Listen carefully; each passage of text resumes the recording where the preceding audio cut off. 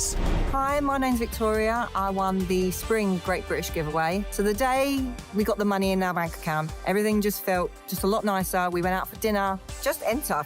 And you never expect to win, but I did. Get your entry in now for another chance to win £30,000 in tax-free cash. Text cash to 63232. Text costs £2 plus one standard network rate message. You can enter online at gbnews.com/win. Entries cost £2. Or post your name and number to GB07 PO Box 8690 Derby DE1 9TT. UK only. Entrance must be 18 or over. Lines close at 5 p.m. on the 30th of August. Please check the closing time if listening or watching on demand. Good luck.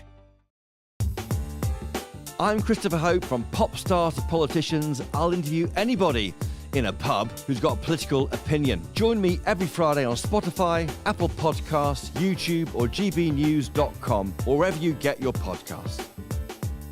This is GB News, the People's Channel.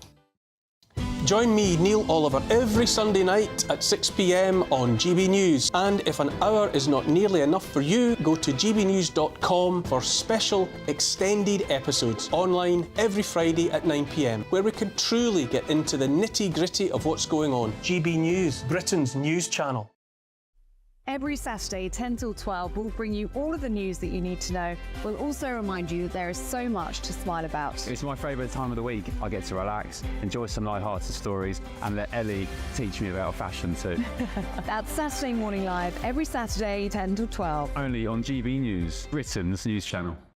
If you want your news to be straight talking, this is a nightmare for the Conservatives again. Down to earth. It's not just Nottingham where this is happening, is it? And most importantly, honest. Hard-working, middle-class taxpayers, they'll get their book thrown at them. Then catch me, Martin Daubney, Monday to Friday, 3 till 6 p.m. on GB News, Britain's news channel.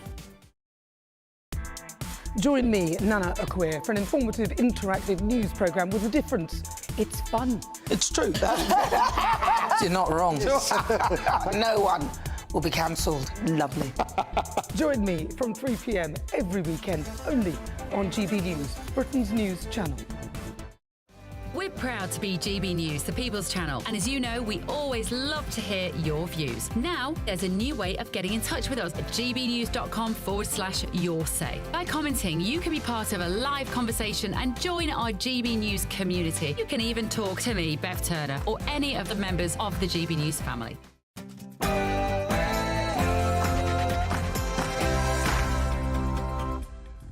Good evening. Welcome to Ben Leo Tonight with me, Josh Howie. Ben Leo Tonight is temporarily covering Mark Dolan tonight throughout August, but as both Mark Dolan and Ben Leo are off having well-deserved breaks, Ben Leo Tonight covering Mark Dolan tonight is tonight being covered by me, Josh Howie. Coming up on Ben Leo Tonight with me, Josh Howie, a tale of two cities, but both have men doing Nazi salutes. Why is there such unequal outrage because of the protests they were on? As the police brace themselves for another week of unrest, Britain's top prosecutor warns rioters they could be facing 10 years in prison. Is the consensus now that prisons work? The government seems to be on the brink of adopting an official definition of Islamophobia following this week's horrific rioting. But would such a ruling be a necessary legal protection or a way of quashing any criticism of an ideology under the guise of racism? As the Paris Olympics draw to a close today after successive controversies and stunning victories, has this round of the global sporting phenomenon been a bop or a flop? Political unrest in Bangladesh leads to targeted attacks on Hindus, leaving 2 dead. But where is the outrage from the media? And I'll be asking political firebrand Anne Widdecombe about the PM's slump in the polls following UK riots. And just what is he going to do now he's been made a new nemesis in Elon Musk?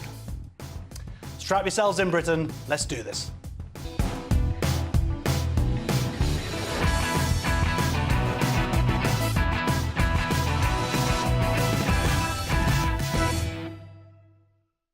And we'll have tomorrow's front pages hot off the press at exactly 10:30 p.m. And of course, I'll be joined by my stellar panel throughout the show. Tonight, we have GB News senior political commentator Nigel Nelson, journalist and communications advisor Linda Duberly, and former Conservative MP and farmer Neil Parish, who will be with us shortly due to being held up in a cattle jam. But first, the news with Sam Harris. Francis.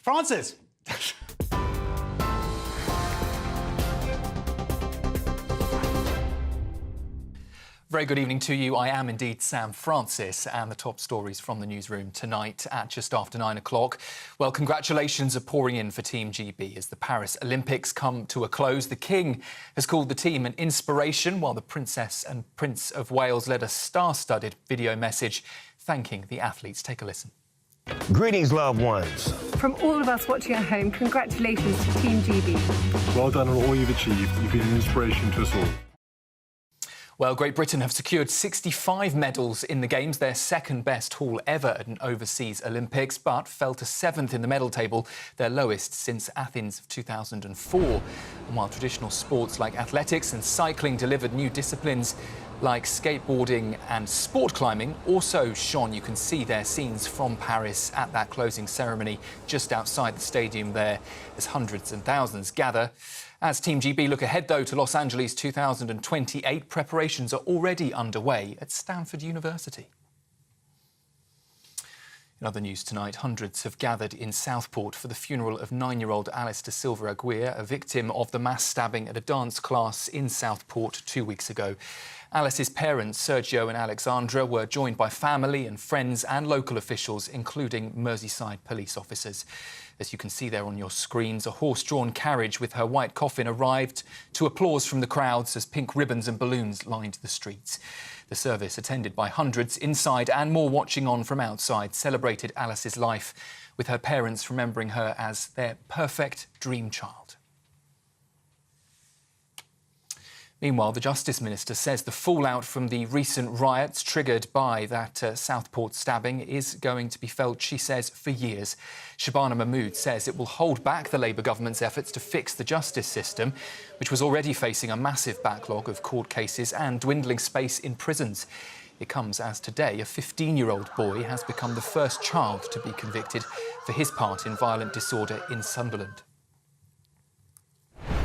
And just a quick breaking line coming into us from West Yorkshire Police tonight. A man in his 20s, we understand, has been shot in Leeds in what detectives are describing as an extremely serious incident, with armed officers responding to the scene of that shooting this afternoon. The 27-year-old's now in hospital undergoing emergency treatment, though it is believed he is in a stable condition. Officers now investigating what happened. They're also asking any drivers to avoid the area around Steinbeck Avenue, with forensic teams still at that scene of the shooting carrying out their investigations. Any more on that from West Yorkshire Police, we will bring that to you tonight.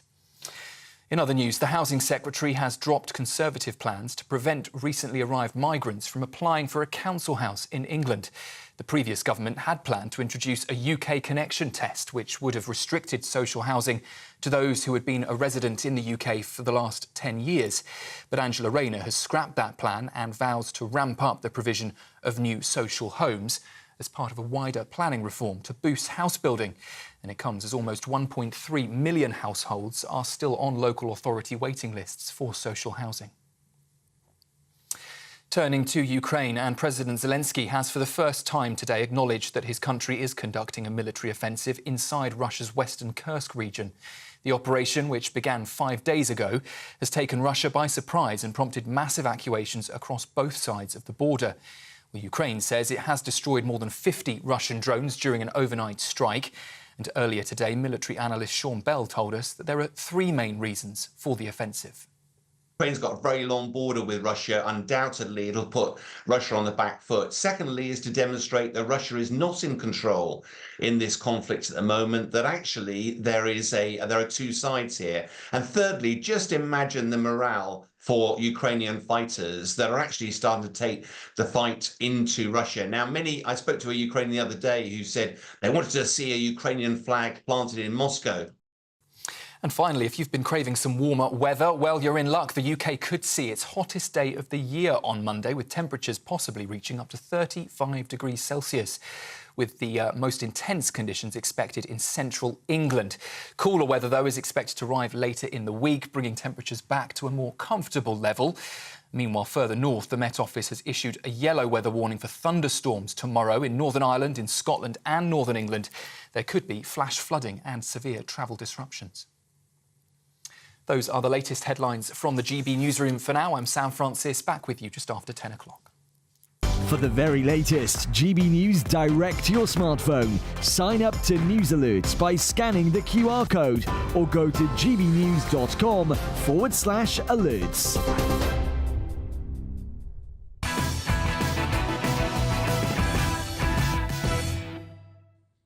Thank you, Sam Francis.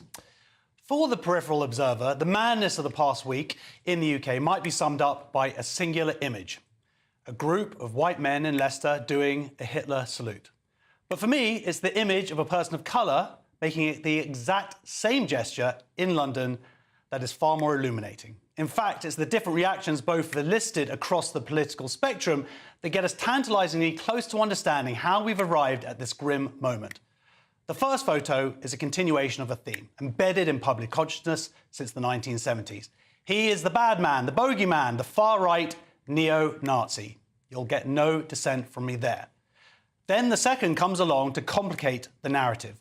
Both images were taken on the same day in the same country, one at a racist protest, the other, well, at a racist protest? Sorry, I mean Peace March for Gaza. With the UK's riots launching more hot takes than bricks, I hesitate to lob my own, but as someone whose multiple social media bubbles resemble Swiss cheese, I've noticed something that is key to all this. There is a near universal unwillingness to call out the extremes of our own tribes, especially when doing so complicates our own favourite narrative. To deny is to tolerate, is to justify, is to embolden. When rioters initially gathered in Southport last week, some sections of the right went into overdrive to dismiss the presence and impact of the far right. These thugs were just white working class, many insisted. They were shocked and scared and angry by the terrible murder of 3 young girls, or merely frustrated by unfettered immigration. Of course, there's nothing wrong being angry about mass migration, let alone the murder of children. And I'm sure that many who took to the streets did so out of sheer frustration. But come on. There were also a lot of proper, actual, hardcore racists there. Rocks were thrown at Filipino nurses on their way to helping people. A hotel believed to be housing asylum seekers was set alight. An Asian man was assaulted making his way down the road. You'd think the right would be more inured to such gaslighting, more aware of the pitfalls of succumbing to self-denial. The right has rightly criticised the left for wallowing in these tactics. Things were especially bad during the Corbyn era. If the then Labour leader had just put up his hands at the first accusations of anti-Semitism and said, yeah, the left's not perfect. I'm not perfect. I'll work on it. History might have played out differently. On the other side of the coin, Keir Starmer's disastrous public responses to the riots threatened to make a bad situation worse. Shutting down racist violence was, of course, the immediate priority. But in Labour's narrative, everyone concerned about migration is just a few untrue social media posts away from being a far-right rioter. There was no nod at all to the legitimate concerns of many across the country who would never dream of rioting. And when people don't feel listened to, that's a recipe for disaster. Most damaging of all, Starmer is attempting to dismiss concerns about two-tier policing as the stuff of far-right fantasies. He's taking an axe to what is ironically the most unifying British value, our sense of fairness. Lock away the violent. Great. Set the police on them. Lovely stuff. There's no place on our streets for racism. Absolutely. But please, do it to all of them. The British people are not stupid. We have eyes. When a police car was overturned and a bus set alight in Hare Hills last month, no police. When gangs of Muslim youths roamed around Birmingham with weapons this week, no police. When a man was beaten up outside a pub, his liver lacerated, no police. When journalists were chased away to chants of F the Jews and their tyres were slashed, no police. No finger-pointing from Starmer, no use of the term far-right either. Which brings us back to the Sieg Heil photo at last week's Gaza march. The man raised his arm proud and straight at a group of Jews. In the background, 2 young women, 2 anti-racists, allies of the same cause, giggle. In the video from which the image is taken, other self-professed anti-racists saunter by. No one challenges him. No one is concerned. That the police later did arrest the man was almost certainly at the insistence of those he targeted with his gesture. No doubt they would have had to collect the evidence themselves. Certainly it won't have been the doing of the protest organisers. Those same organisers have assiduously turned a blind eye to the continuous and multiple examples of racism that plague their marches. Clearly, different rules apply here. When a man performs a Hitler salute on a Palestine demonstration, there is no soul-searching. When cranks and Islamists smash the windows of businesses because of some vague connection to Israel, they are said to be protesters, not rioters. For 10 months, left-wingers have failed to call out the hatred and racism in their midst, and thus the extremes of their group have become emboldened. The superpower of being British is spotting baloney and calling it out. It's why we've been the first country to emerge blinking into reality from the madness of gender ideology. The regular people of this country can spot hypocrisy a mile away from whichever group it's coming from. So, when the police attempt to justify their different levels of policing criminal behaviour, we should all call it out. When a procession of cars full of Islamists drives through a Jewish neighbourhood in London chanting they'll rape their daughters, and they don't get charged despite the evidence of the culprits, we should all call it out. When two men, one white, one not, proudly partake in a Nazi salute at separate demonstrations, we should all, well, you get the idea. Right, let's get the thoughts of my panel. GB News senior political commentator Nigel Nelson, journalist and communications advisor Linda Doomley, and he's not arrived yet, but former Conservative MP and farmer Neil Parish. Hello, thank you so much for being here on time. Hi. I think probably Neil is driving down the M4 on a tractor. It's taking him so long to get here. So how are you both? We're good, thank you. I won't speak for you, but you seemed good earlier on. Yep. Cool, well, thank you so much for being here. It's Sunday evening. Very much appreciated. Do you have any thoughts, initial thoughts on my monologue? Well, I mean, this whole thing about two-tier policing, which seemed to be the idea there, there was one that you mentioned, which was the guy getting beaten up outside the pub. Now, I think I saw that was the video I actually saw. I couldn't see any police in that video. Yeah. So if there had been police there, they'd been standing by doing nothing, yes, I'd have said that's two-tier policing. If they weren't there, I don't know why, I don't know if anyone knows why, but they weren't able to actually do anything.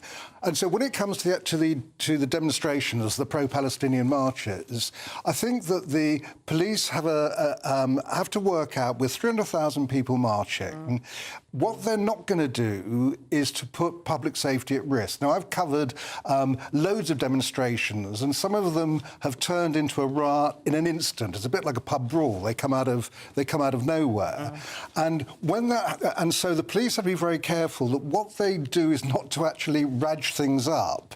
So some of the policing of the demonstrations, as far as I can see, have been along those lines to keep everyone calm. I totally understand that policing is a very difficult thing. I don't do it, and I'm very grateful for that, frankly, because I don't have the temperament or the physique. But I just want to say two things, and maybe you can respond to this, Linda, is, first of all, I would say that there doesn't seem to be any qualms about how they were far-right people there, absolutely. Those riots were policed, I'd say, number one. There wasn't concern of it becoming a Tinder thing. The shields were out. But I also would like to say another thing about the lack of police in Birmingham, because we know now from a police spokesperson, what he said was, we deliberately stayed away because we'd spoken to the community leaders. And that led to then men with machetes on the street and the violence that we saw. So it was a policing decision, a very conscious one, that led to that man being hurt. Sorry, Linda. I think what you have to do is try and understand the position of the police right now. So let me say, first of all, straight off the bat, that I think the police did an incredibly good job. So you might describe them as authoritarian, but I think they took a robust position in dealing with this situation and in instigating swift justice. I think justice had to be done, and it had to be seen to be done and seen to be done quickly. Now, I've spoken to several senior police officers this week. They retired, but they retain vast knowledge of the police service, and they get concerned about three things: resources, money, and police officers, men and women. They get very concerned that they've become treated as service operators, which takes them away from the traditional job of policing. And they also don't like the police force being politicised in any way. Those three things, they believe, have really neutered the police service in this country. And they're starting to miss their top band of very experienced officers that have been through the mill, that can bring vast knowledge to these situations. So when we talk about about the nitty-gritty of what has gone on this week, we've got to look at the police force and how they're going to cope, how they did cope, which I think was brilliantly, and how they're going to cope when these things flare up again, which will happen, I think, relatively soon. I agree with some of the footage we saw from Southport, and to think that was just so distressing. Some of those same police officers were involved in the incident earlier in the week. Anyway, trying to apprehend the assailant that killed the 3 girls. I guess the issue isn't about the response to those far-right riots. I would say the issue that people see in terms of two-tier policing is the hypocrisy when other violent people are out on the streets and not seen to have that similar response. But I think the issue people seeing at the moment, they want to see this being controlled. I'm not saying that what you're saying isn't important, but it's a question of timing. What people want to see now is they want to see the police grip the situation, and then they want to see some attempt to address the underlying reasons why it happened. And a question of degree. I mean, the riots were the worst street violence we've seen since 2011. On the pro-Palestinian marches, you haven't seen anything like that. They've been largely... We have seen violence. Nothing there like has been it. Some Nothing violence, but nothing like you saw in Southport or Liverpool or various other towns across Britain. So on the basis of that, we had proper riots. We haven't had proper riots with the pro-Palestinians. We've had windows smashed. We've had... There have been problems, yeah, absolutely. And in terms of, just to address your thing, timing in terms of moving on, is that you're right, it is about timing, but there are a lot of people who argue that there hasn't been... That timing has not been there for 10 months, and possibly that's part of what's led us to this. Anyway, let's move on. As the police brace themselves for another week of unrest, Britain's top prosecutor warns rioters they could be facing 10 years in prison. Is the consensus now that maybe we should actually be putting people into prison after all, rather than just letting them out? And would the government adopting an official definition of Islamophobia be a necessary legal protection or a way of quashing any criticism of an ideology under the guise of racism? See you in 2.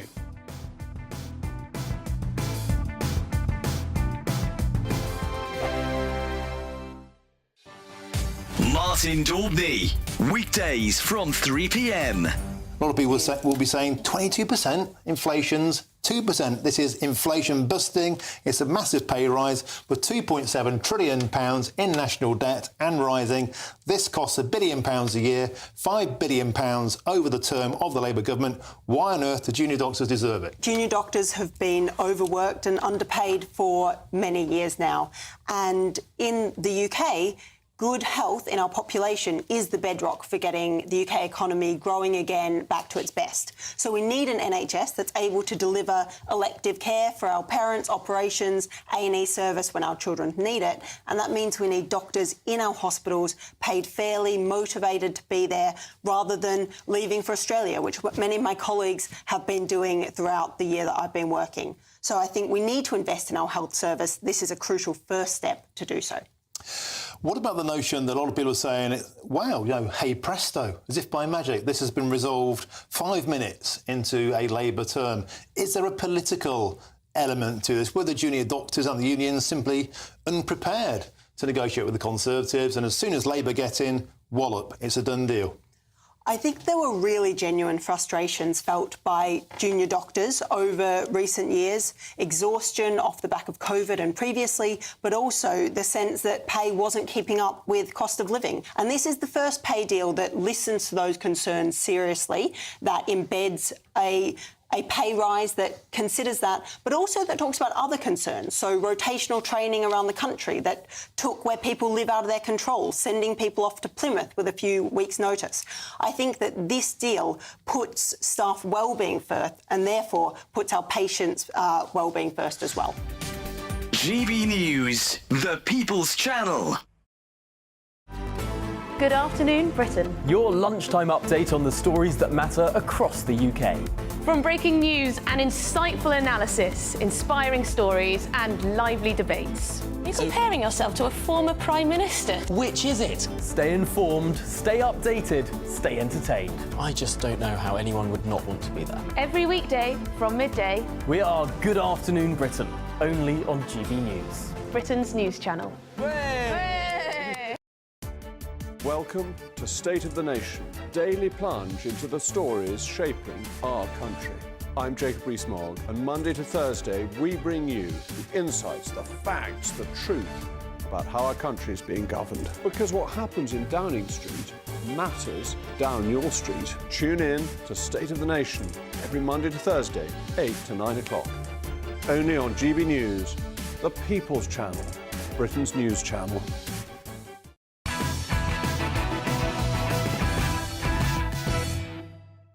Welcome back. The police are remaining on high alert this coming week as further unrest is expected throughout Britain following a week of violent clashes and rioting. Britain's top prosecutor issued a warning to anyone thinking about joining the riots, teasing the possibility of a 10-year prison sentence for anyone found to have been involved. It begs the question, when will the riots end? What do the police have to do to stop it? And with a clampdown on sentencing coming just weeks after the Prime Minister announced he would release prisoners early to free up space, is the political consensus now that prisons actually do work? To help us sort through these many questions, I'm joined by former Metropolitan Police Detective Peter Bleksley. Hello, Peter. Welcome. Good evening. Good evening. So, are the riots over?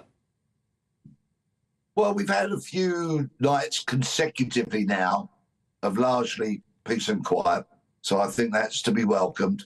We do, of course, have 6,000 police officers with their public order kit, or more commonly known as riot kit, at the ready, including their shields and their helmets. They remain strategically placed around the country, ready to respond if there are any more outbreaks.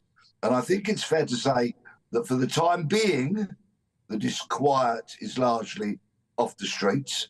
But until the main issues that so many millions of people feel aggrieved about in this country are actually addressed, rather than all those people lazily and conveniently being tarred with the same far-right brush, then until those problems are addressed, the politicians admit that they exist and do something about it, then I suggest we remain, unfortunately, a nation that is a tinderbox. Yes. So, you know, we've seen people now starting to go to prison. Have you seen any particular miscarriages of justice? I mean, look, there are people who definitely deserve to go to jail, but I've also seen some pretty tenuous, shall we say, crimes. Well, I've not been in court for any of the hearings. I've been following them from afar, like many other people have done. And I think one has to admit that when the machinery of the state gets into full swing and it comes after you, we've seen recently many examples of just how powerful, effective and swift that kind of justice can be. I'm sure that in the weeks and months to come, there will be people entering not guilty pleas, because thus far people have pleaded guilty to get a reduced sentence, and then they've been, what we colloquially said, weighed off, sent to prison. There will be not guilty pleas in the pipeline. There will be trials. There will be challenges to evidence and many, many other challenges to the evidence gatherers coming down the pipeline. And when the Crown Prosecution Service say, of course, that people may face sentences of up to 10 years, let me point this out, if I may. When I saw what appeared to be people trying to set fire to a hotel in Tamworth, I need to point out that arson with intent to endanger life is, of course, an extremely serious crime that carries a maximum sentence of life imprisonment. So, yeah, there will be some people who engaged in more serious disorder and rioting that will get stiffer sentences. Absolutely. I mean, do you think that sending a message worked, that it seems to have been working? Is that why we have seen no repeats of the violence that we saw up in Southport? I'm sure that the senior police officers and the politicians are having their coffee mornings with biscuits and patting themselves roundly on the back for a job well done. And it's kind of difficult to argue against that when the disorder has been brought to a fairly swift end. But just to reiterate my point in a previous answer, if the underlying issues that so many millions of people feel aggrieved about are not even admitted to, let alone tackled in any way, shape or form, and by that I mean, of course, the unfettered migration into Britain and the rise of Islam and a lack of integration. Many of these matters concern law-abiding, wonderful people who raise great children, and contribute wholesomely to society. So until those concerns are admitted to and addressed, then the disquiet is going to continue. Henceforth, I fear that at some point, if we have another, what I'll call a trigger point, another snapshot event that raises the temperature and raises emotions, then I think all this could happen again, sadly. Yeah, I mean, we've seen sort of anti-racism protests, all these images. It just seems to be those are the protests there. They don't seem to be protesting against anyone. The far right seems to be, and I'm not saying that they don't exist, but in terms of them being out on the streets in the last few days, at least, they seem to be somewhat of a mirage, where you have these counter-protesters out and no one to counter-protest against. I don't like lazy labelling of people or groups, and there's far too much of it as far as I'm concerned. What exactly is far right? I'd like somebody to come up with a really cogent, precise and accurate definition, because I don't hear any of that. Likewise, when people are called far left, what does it actually mean? That, well, I don't know. Do you like lentils and read The Guardian and then go on pro-Palestine marches? They're lazy, and I think they're also divisive and not helpful, because, believe it or not, I think there are things that unite people on what either side of the political spectrum that is, namely concerns about the state of our public services, the state of our policing, the state of so many people that live unfortunate, impoverished lives, and more. Indeed. Well, thank you very much for joining us, Peter. Hopefully we'll see you again soon, but in a lighter way. Coming up, would the government adopting an official definition of Islamophobia be a necessary legal protection or a way of quashing any criticism of an ideology under the guise of racism? But next, as the Paris Olympics draw to a close today after successive controversies and stunning victories, has this round of the global sporting phenomenon been a bop or a flop? See you in 2. Hello, welcome to your GB News weather update from the Met Office. As we go through Monday, it's going to be turning increasingly hot and humid for some of us, with the risk of thunderstorms in the northwest, but it will be turning fresher later. Looking at the bigger picture, we've got an area of higher pressure across the UK. Further towards the west, a deep area of low pressure, and that's helping drive southeasterly winds. So through the rest of this evening, many places staying largely dry, but as we go through the night, we'll see the risk of thunderstorms developing firstly in the west, but then across Northern Ireland and parts of Scotland later, and we have got some weather warnings in force, so expect frequent lightning, torrential downpours and some gusty winds. And temperatures overnight, well, it's going to be feeling quite uncomfortable, some places not dipping below 20 degrees. Now, as we start Monday morning, we have this band of heavy, thundery, showery rain across western parts of Scotland, moving its way north and eastward, so there could be some difficult driving conditions in this, with frequent lightning as well and some torrential downpours. Northern Ireland turning drier as the day progresses, and across much of England, largely dry but cloudy further toward the west, and already feeling quite warm by 8 a.m. So as the day progresses, that band of rain will continue to push its way north and east, with some thunderstorms even ahead of that as well. So they can't be ruled out completely across the south, but many places should largely miss these. Many places seeing some hot sunshine, especially across the southeast. It's going to be feeling very hot and humid, with highs of up to 34 degrees, but fresher further towards the west. As we go through Tuesday, still a warm start in the south and east, but bright elsewhere. Then we have another band of rain moving in from the west, so turning increasingly cloudy with outbreaks of rain for many across western areas, sunshine and showers behind that, and that sets the scene through Wednesday and Thursday, with unsettled weather on the way, but turning fresher as well. Bye-bye.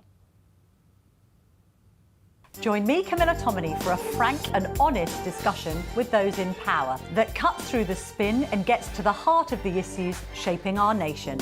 You haven't confirmed that you want to stand as leader, but you haven't ruled it out either. This report basically says that he's not fit to stand trial. Is he indecisive? Incompetent? I deliver the dose of reality Westminster needs. That's the Camilla Tominey Show at 9:30 every Sunday on GB News, the People's Channel, Britain's news channel. Hi there, I'm Michelle Dewberry and I'm going to take a second to tell you all about my show, Dubes & Co. We start off with the issues of the day. We then bring in both sides of the argument. We get rid of the disrespect. And then you throw me into the mix. And trust me, I'll tell it exactly how it is. And then, of course, the magic ingredient, you at home. We mix it all together and what have we got, in my opinion, the best debate show in town. Monday to Friday, 6 till 7 on GB News, Britain's news channel.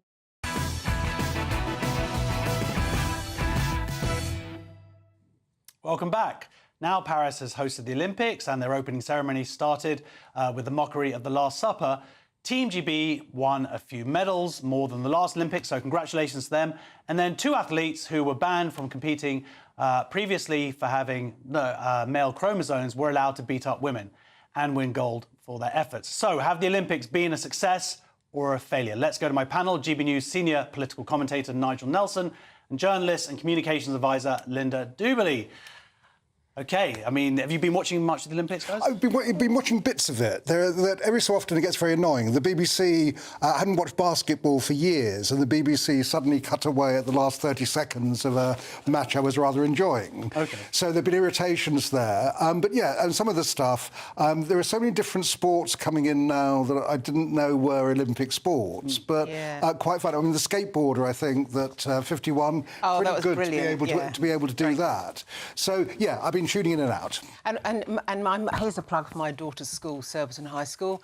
Lola Anderson was in the quad that won the gold medal. So, and I'd watched her row since she was 12 or 13. My daughter rowed in an 8 with her, so I was just ecstatic when she won. And they won, I think, by that much. It was a tiny amount, and they only pulled ahead in the last yard. It was just so breathtaking. Well, you win a gold and then you're sorted for life. Yep. Do those talks. You can never take it away from the person. They will always be that gold medal winner. Well, relating to your daughter, how would you feel if she was competing against biological males? Well, I probably would try and stop it happening. I think it's a complete outrage. I mean, the way I understand this situation, the two boxers, one is from Taiwan and one's from Algeria, both have the male chromosome. In fact, they have something called developmental... We don't know that. Well, we don't know that, but I think that this is what we will find out. Yeah. So they've got DSD. They do have developmental... Well, we don't know that either. I mean, the problem with this whole thing have is... eyes. Yeah. Well, eyes won't give you your test for testosterone. But the IBA did do a test. The IBA did do a test. And they've been discredited. No, they haven't been. Sorry, they've been discredited because they're not because of the testing. And no, and the testing. No, because the testing wasn't discredited, and the boxers. But it was. The boxers have had the opportunity to challenge that and didn't do that. This is after their initial qualification last year in the World but the test is in question. They had a press conference on Monday. Now, OK, the IBA no longer is part of the Olympics anyway because they're having a spat with the IOC, but at the moment, they put out two different versions. One is that the test was a chromosome test.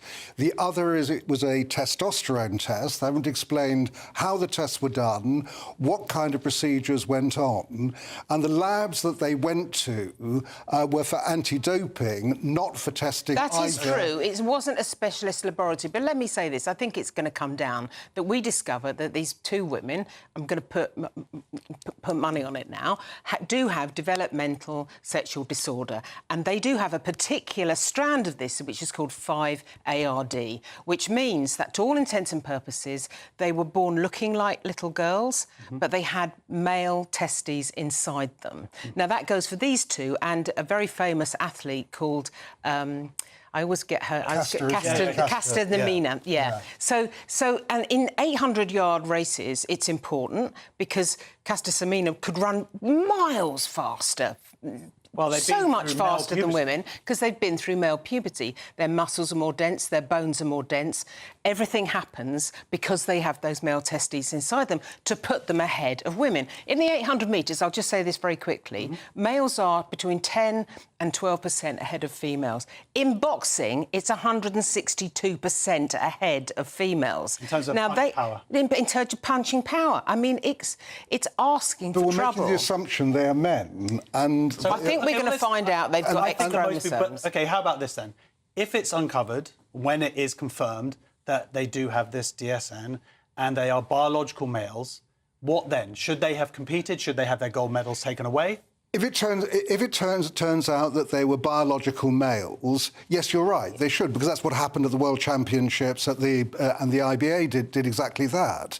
The point here is that it's so much more complicated. The science is not absolute on this. So, for instance, you can have a Y chromosome and still be a woman. No, so you can't. Well, you can. I'm sorry, but you can. No, but I've listened to a scientist today who has said... It can happen. No, that once you've got a Y chromosome in the mix, you will go through male puberty. That's as I understand the situation. That doesn't make you a man. But it makes you... But it makes you... But hang on a minute. There's the issue with the testosterone, obviously, which is where... Well, the point is that once you've got a Y chromosome, you're going to have to go through male puberty. That's the point. Once you go through male puberty, you've got denser muscles, denser bones, you've got a longer stride. I'm not saying that you shouldn't do something about it. What I'm saying is that the whole thing is much more complex than... I mean, you start the process with these were women competitors. The IOC rules made them women competitors. Yeah, the IOC allows international sporting bodies to decide who should compete.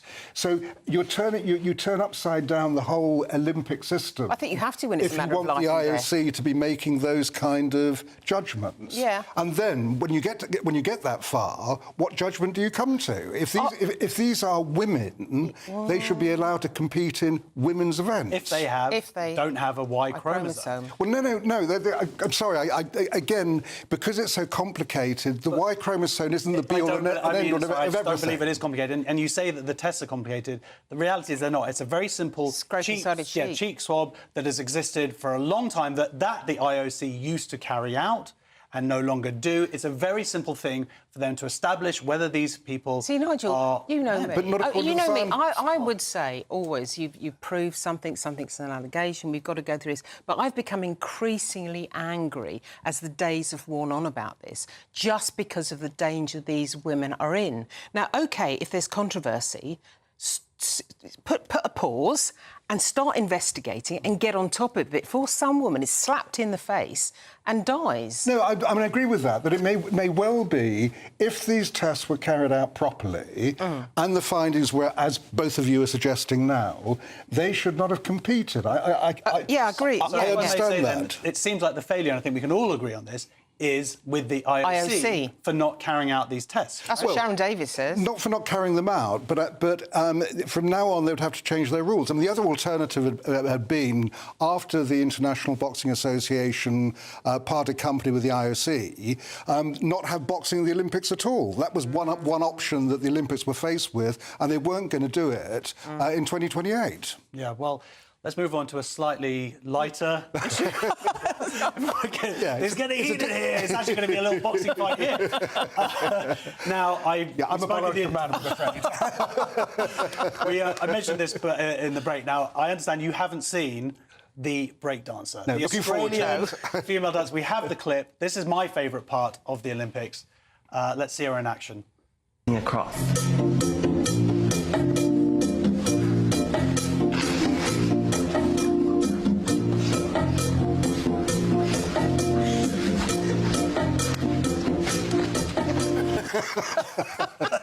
Well, I mean, the thing was, that reminds me of last night being a little bit wasted. That was one of the wasted for that. So what do you make of that? That's pretty funny. It is very funny. And as you say, is it genuine? Well, this is what people don't know. Is it a great joke? She's saying that she has a PhD in physical movement or something like that. Yeah. And she says those are all her own moves. I hope so. But the question is, did she sort of take the Olympic Committee for a ride and just get a free trip to Paris? Was she the only Australian breakdance I believe so, yes. competitor? Yeah. Yeah, so she wasn't competing against anybody else. And I'd like to say she was definitely a woman. So she wasn't competing against... No, well, the way that it works is you don't see from that clip, but there was someone from another country who they sort of dance off against each other. Right. This was her response to his movements. And she got the gold? No, she didn't get anything, I don't think. No, she got 0 points. I mean, if you saw the guy that won, it was really remarkable. Yeah. People have said to me all week, oh, should breakdancing be an Olympic sport? And you think, oh, should it, shouldn't it? And then when you see him, it's so extraordinary. It's like looking at the floor exercise in gymnastics on steroids. It's incredibly difficult to do. Yeah. I mean, you know, I'm getting on a bit now, but I think I could almost do some of those moves. No, it's You could be in Los Angeles in 2028. No chance. I think we all could. Well, we actually didn't we see a gold, someone, a 51-year-old? Yes. Gold What was that? Was that skateboarding? Skateboarding. Yeah, which is great. So it just shows that it's never too late. No. My favourite bit also, there was the Turkish shooter. I don't know if you saw all the shooting. Oh, he was great. And he was just like, all right, and it's sort of fag in mouth.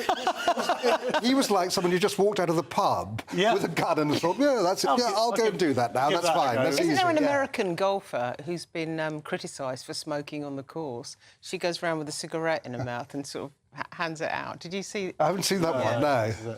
Yeah, I actually really liked it. It's sort of the anarchist Olympics, aren't they? But I really liked it. There was a lot of criticism of the opening ceremony, but I did really like it. People thought it was a bit sort of out there. But I did kind of respect the French for making Paris the scene, the centrepiece of the whole thing. It was weird. Yeah, but I quite liked it. I like that horse going up the Seine. Yeah, I would say I like Céline Dion. The architecture and the beauty of Paris, it was made total sense. fantastic. But the clips of the bits of the Last Supper, it was just a bit oblique. Yeah. Well, it was a bit oblique, and also I just thought it was a bit trashy. Yeah, I thought that would... I mean, it was very hard to beat Us in 2012. Yeah. Which was an absolute... I thought we'd mess it up. I couldn't believe we'd do a decent opening ceremony. No, it was very good. And it was fantastic. I think the thing is that you have to do these opening ceremonies and indeed closing ceremonies in a stadium, really, because that's the way you control it. I think there was a Queen celebration where they tried it all out on the river and it was supposed to resemble some sort of Venetian boating scene, and the heavens opened, it poured with rain. Do you remember it? And everyone was drowned. Like Rishi Sunak down to the election. Yeah, that's exactly the same, including this women's choir that was on a boat. They were all drowned like rats in the middle of the Thames. And the thing is, you just can't control the river, and you can't get enough control when it's not actually in the stadium. It was a brave move, and I must say I had a pleasurable evening, but it wasn't as good as 2012. Well, let's see what happens in the next 4 years. Coming up, would the government adopting an official definition of Islamophobia be a necessary legal protection or a way of quashing any criticism of an ideology under the guise of racism? And political unrest in Bangladesh has led to targeted attacks on Hindus, leaving at least 2 dead. But where is the outrage from our media? See you in 2.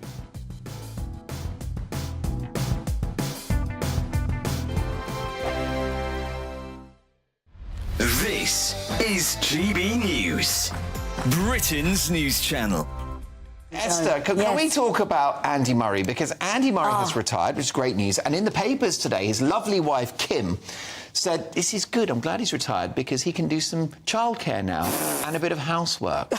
But you know all about relationships. Yes. This is going to be an adjustment for them, isn't it? Absolutely. And you know, as a father and a husband as well, Mark, that when you are at home, you are actually a big pain in the...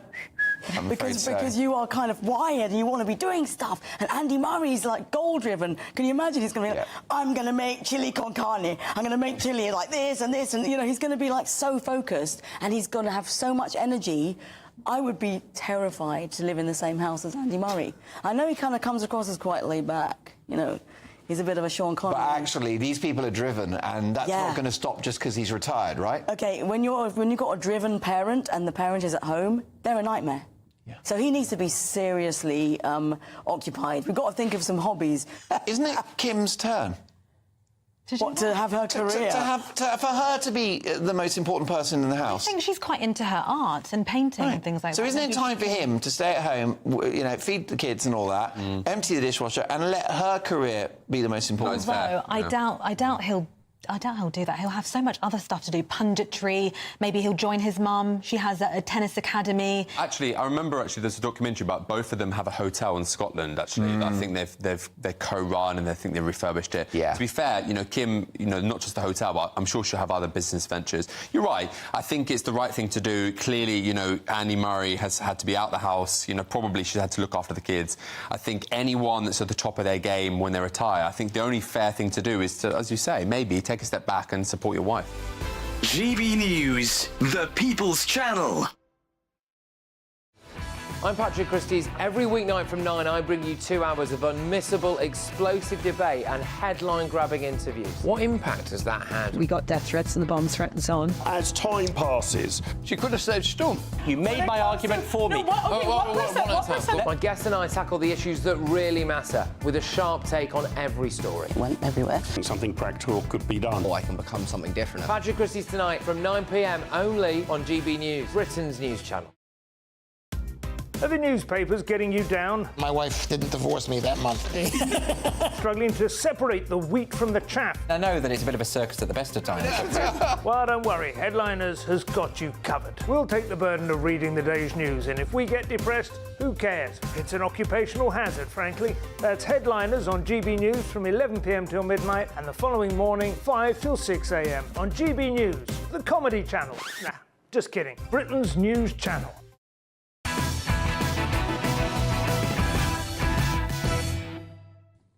Welcome back. Political unrest has flared up in Bangladesh following the fall and flee of their longtime Prime Minister, Sheikh Hasina, leading to targeted attacks on Hindu minorities in the country, with at least 2 reported to have been killed. Fatalities resulting from unrest in Asia and the Middle East have been at the forefront of the media for a considerable time. So why have we heard so little about these? I'm joined now by the founder of the Global Conservative Coalition, Sunil Sharma. First, thank you very much for joining us and welcome. Can you please give us some background to what's going on here? Yeah, sure. I think with regards to this, I think it's really important to understand the context of Bangladesh and to go very quickly over what the past is, because the past has not left the present in terms of Bangladesh. So Bangladesh was formed in 1971, and during their process of being independent, we saw something called Operation Searchlight, where we saw top Pakistani military forces essentially going into Bangladesh and trying to stop the Bangladesh nationalist movement. In that process, they killed more than 3 million Bengalis and raped and tortured more than 300,000 women.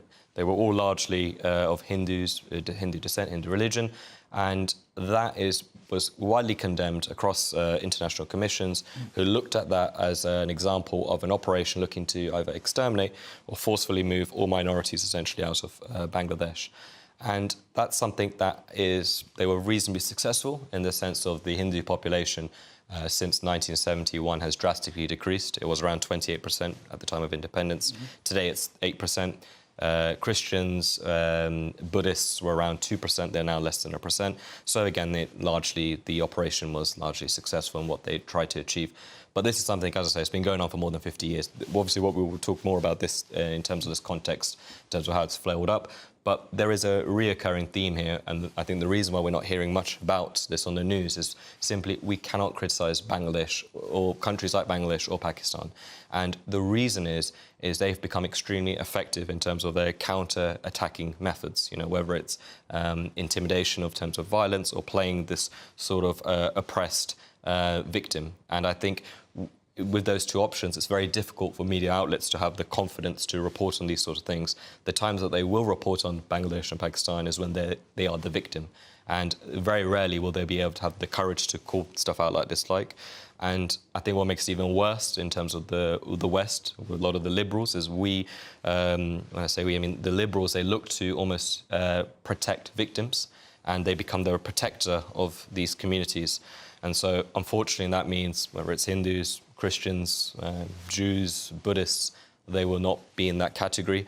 And I think that's why we simply just don't really care about minorities in Bangladesh or Pakistan, if it be Hindus or Christians. What we're seeing now, of course, is social media clips coming out now. People who are engaged online will have seen some pretty horrific video evidence, to my mind, bringing to light some of what we saw on October 7th in Israel, radical Islamists attacking women, men.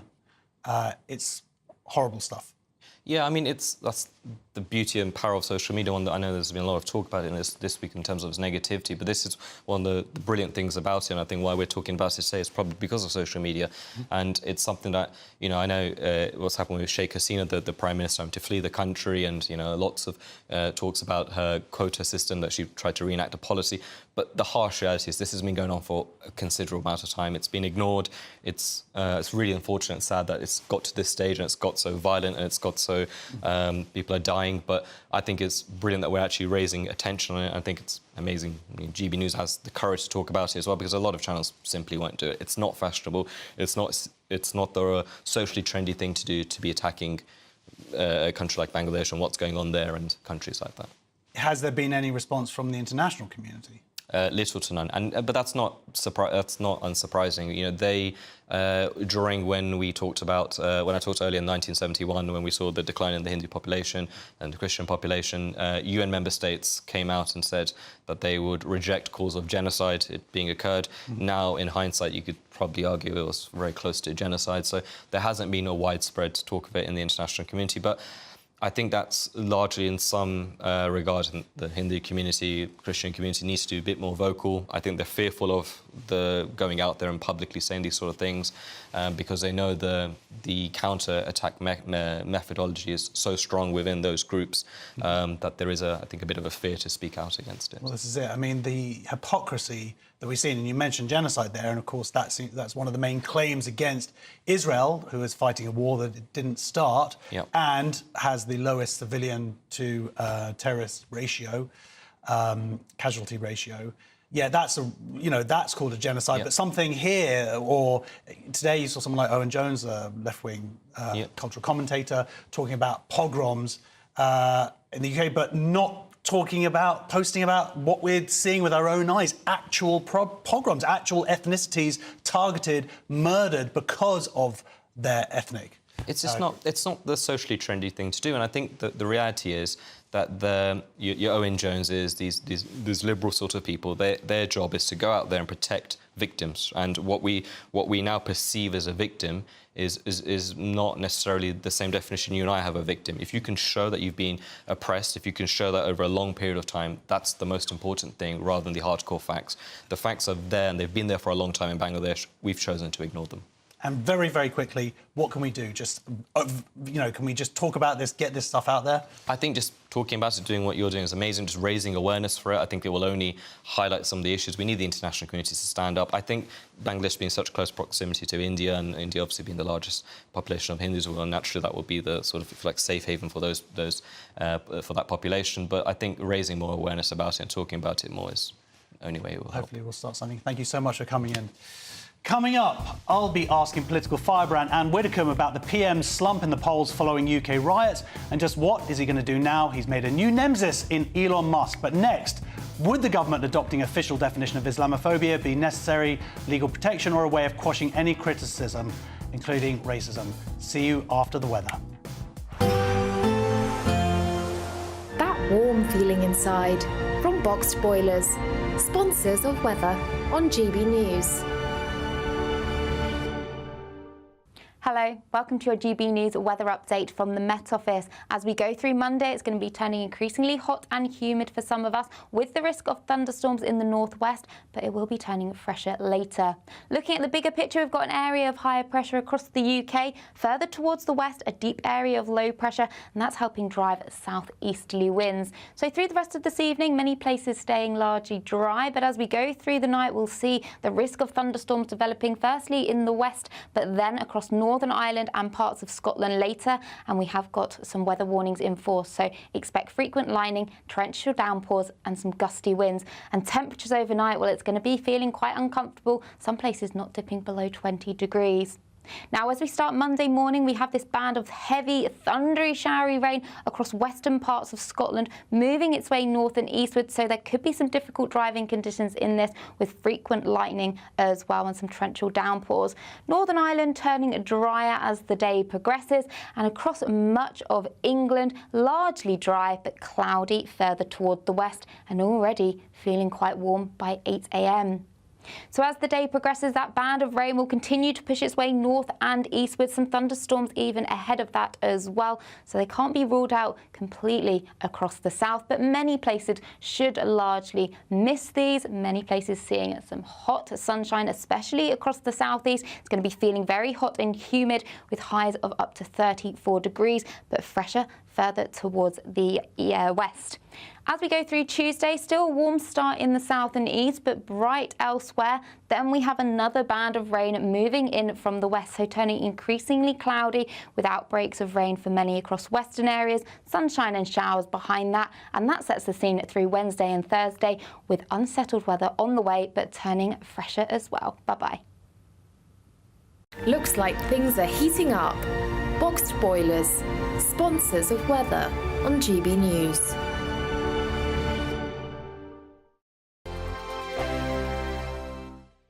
Celebrate a spectacular summer with your chance to win an incredible £30,000 in tax-free cash in our Great British Giveaway. It's the biggest prize of the year so far, and it's totally tax-free. What would you spend that on? Luxury holidays, a new car, or just put it away for a rainy day? Whatever you do with £30,000 in tax-free cash, make sure you don't miss out on a chance to make it yours. For another chance to win £30,000 in tax-free cash, text CASH to 63232. Text costs £2 plus one standard network rate message. You can enter online at gbnews.com/win. Entries cost £2. Or post your name and number to GB07 PO Box 8690 Derby DE1 9TT. UK only. Entrance must be 18 or over. Lines close at 5 p.m. on the 30th of August. Please check the closing time if listening or watching on demand. Good luck. I'm Christopher Hope. From pop stars to politicians, I'll interview anybody in a pub who's got a political opinion. Join me every Friday on Spotify, Apple Podcasts, YouTube or gbnews.com, or wherever you get your podcasts. This is GB News, the People's Channel. Join me, Nana Akwe, for an informative, interactive news programme with a difference. It's fun. It's true.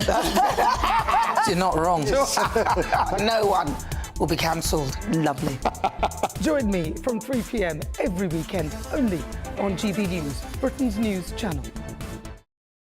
Join me, Neil Oliver, every Sunday night at 6 p.m. on GB News. And if an hour is not nearly enough for you, go to gbnews.com for special extended episodes online every Friday at 9 p.m, where we can truly get into the nitty-gritty of what's going on. GB News, Britain's news channel. Good afternoon, Britain. Your lunchtime update on the stories that matter across the UK. From breaking news and insightful analysis, inspiring stories and lively debates. You're comparing yourself to a former Prime Minister. Which is it? Stay informed, stay updated, stay entertained. I just don't know how anyone would not want to be there. Every weekday from midday. We are Good Afternoon Britain, only on GB News. Britain's news channel. Welcome to State of the Nation, daily plunge into the stories shaping our country. I'm Jacob Rees-Mogg, and Monday to Thursday we bring you the insights, the facts, the truth about how our country is being governed. Because what happens in Downing Street matters down your street. Tune in to State of the Nation every Monday to Thursday, 8 to 9 o'clock. Only on GB News, the People's Channel, Britain's news channel.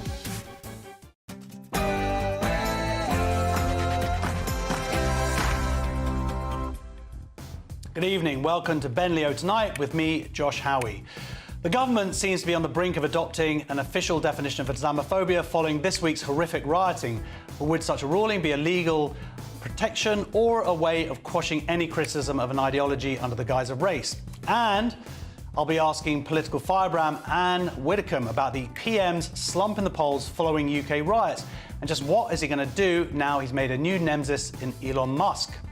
Plus tomorrow morning's Monday's front pages, hot off the press with my panel Neil Parish, Linda Dooley and Nigel Nelson. Strap yourselves in, Britain. Let's do this.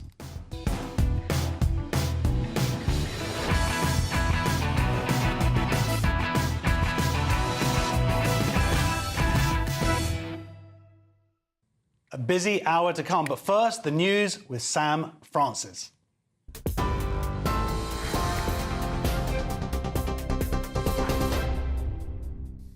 Josh, thank you very much and good evening to you. 1 minute past 10, the top story tonight. The King and the Queen have sent their warmest congratulations to athletes from Team GB and the Commonwealth for their outstanding successes at the Paris Olympics. The Prince and Princess of Wales have also called Great Britain's athletes an inspiration as the 2024 Games come to an end tonight. In a video featuring Snoop Dogg and David Beckham, William and Kate have praised everyone involved. These loved ones. From all of us watching at home, congratulations to Team GB. Well done on all you've achieved. You've been an inspiration to us all. Short and sweet. Well, Great Britain finished with 65 medals, one more than in Tokyo 2020. Bryony Page and Alex Yee, who both won gold, carried the British flag into the Stade de France tonight, which you can see there as lights flash and hundreds and thousands of people gather for that closing ceremony. Paris now hands over to Los Angeles, who will be hosting the Games in 2028.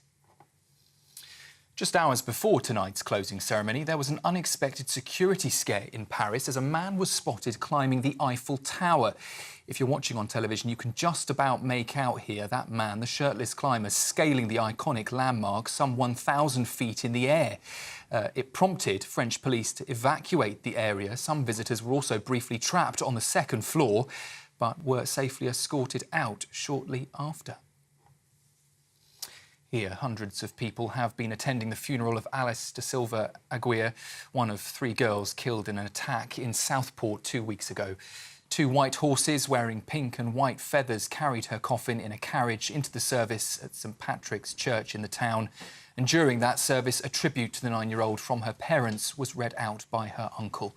The 9-year-old died alongside B.B. King and Elsie Stankham during a mass stabbing at a dance class 2 weeks ago. Meanwhile, the Justice Minister has said that the fallout from recent riots triggered by that Southport stabbing is, she says, going to be felt for years. Shabana Mahmood says it will hold back the Labour government's efforts to fix the justice system, which was already facing a massive backlog of court cases and dwindling space in prisons. It comes as today a 15-year-old boy has become the first child to be convicted for his part in violent disorder in Sunderland. The Education Secretary says children will be taught how to spot extremist content and fake news online in the wake of those riots. Bridget Phillipson said she is launching a review of the curriculum in both primary and in secondary schools to arm against what she called putrid conspiracy theories. It comes as Sir Keir Starmer, Prime Minister, has suggested the government will review social media laws as more sentences for online offences linked to the riots are expected in the coming days. Turning to the US, and Joe Biden has spoken publicly for the first time about why he decided to step down from the presidential race. Speaking on CBS Sunday morning, the US president said he didn't want his position to become a distraction and claimed the main focus for the Democratic Party now should be making sure the former president Donald Trump doesn't return to the White House.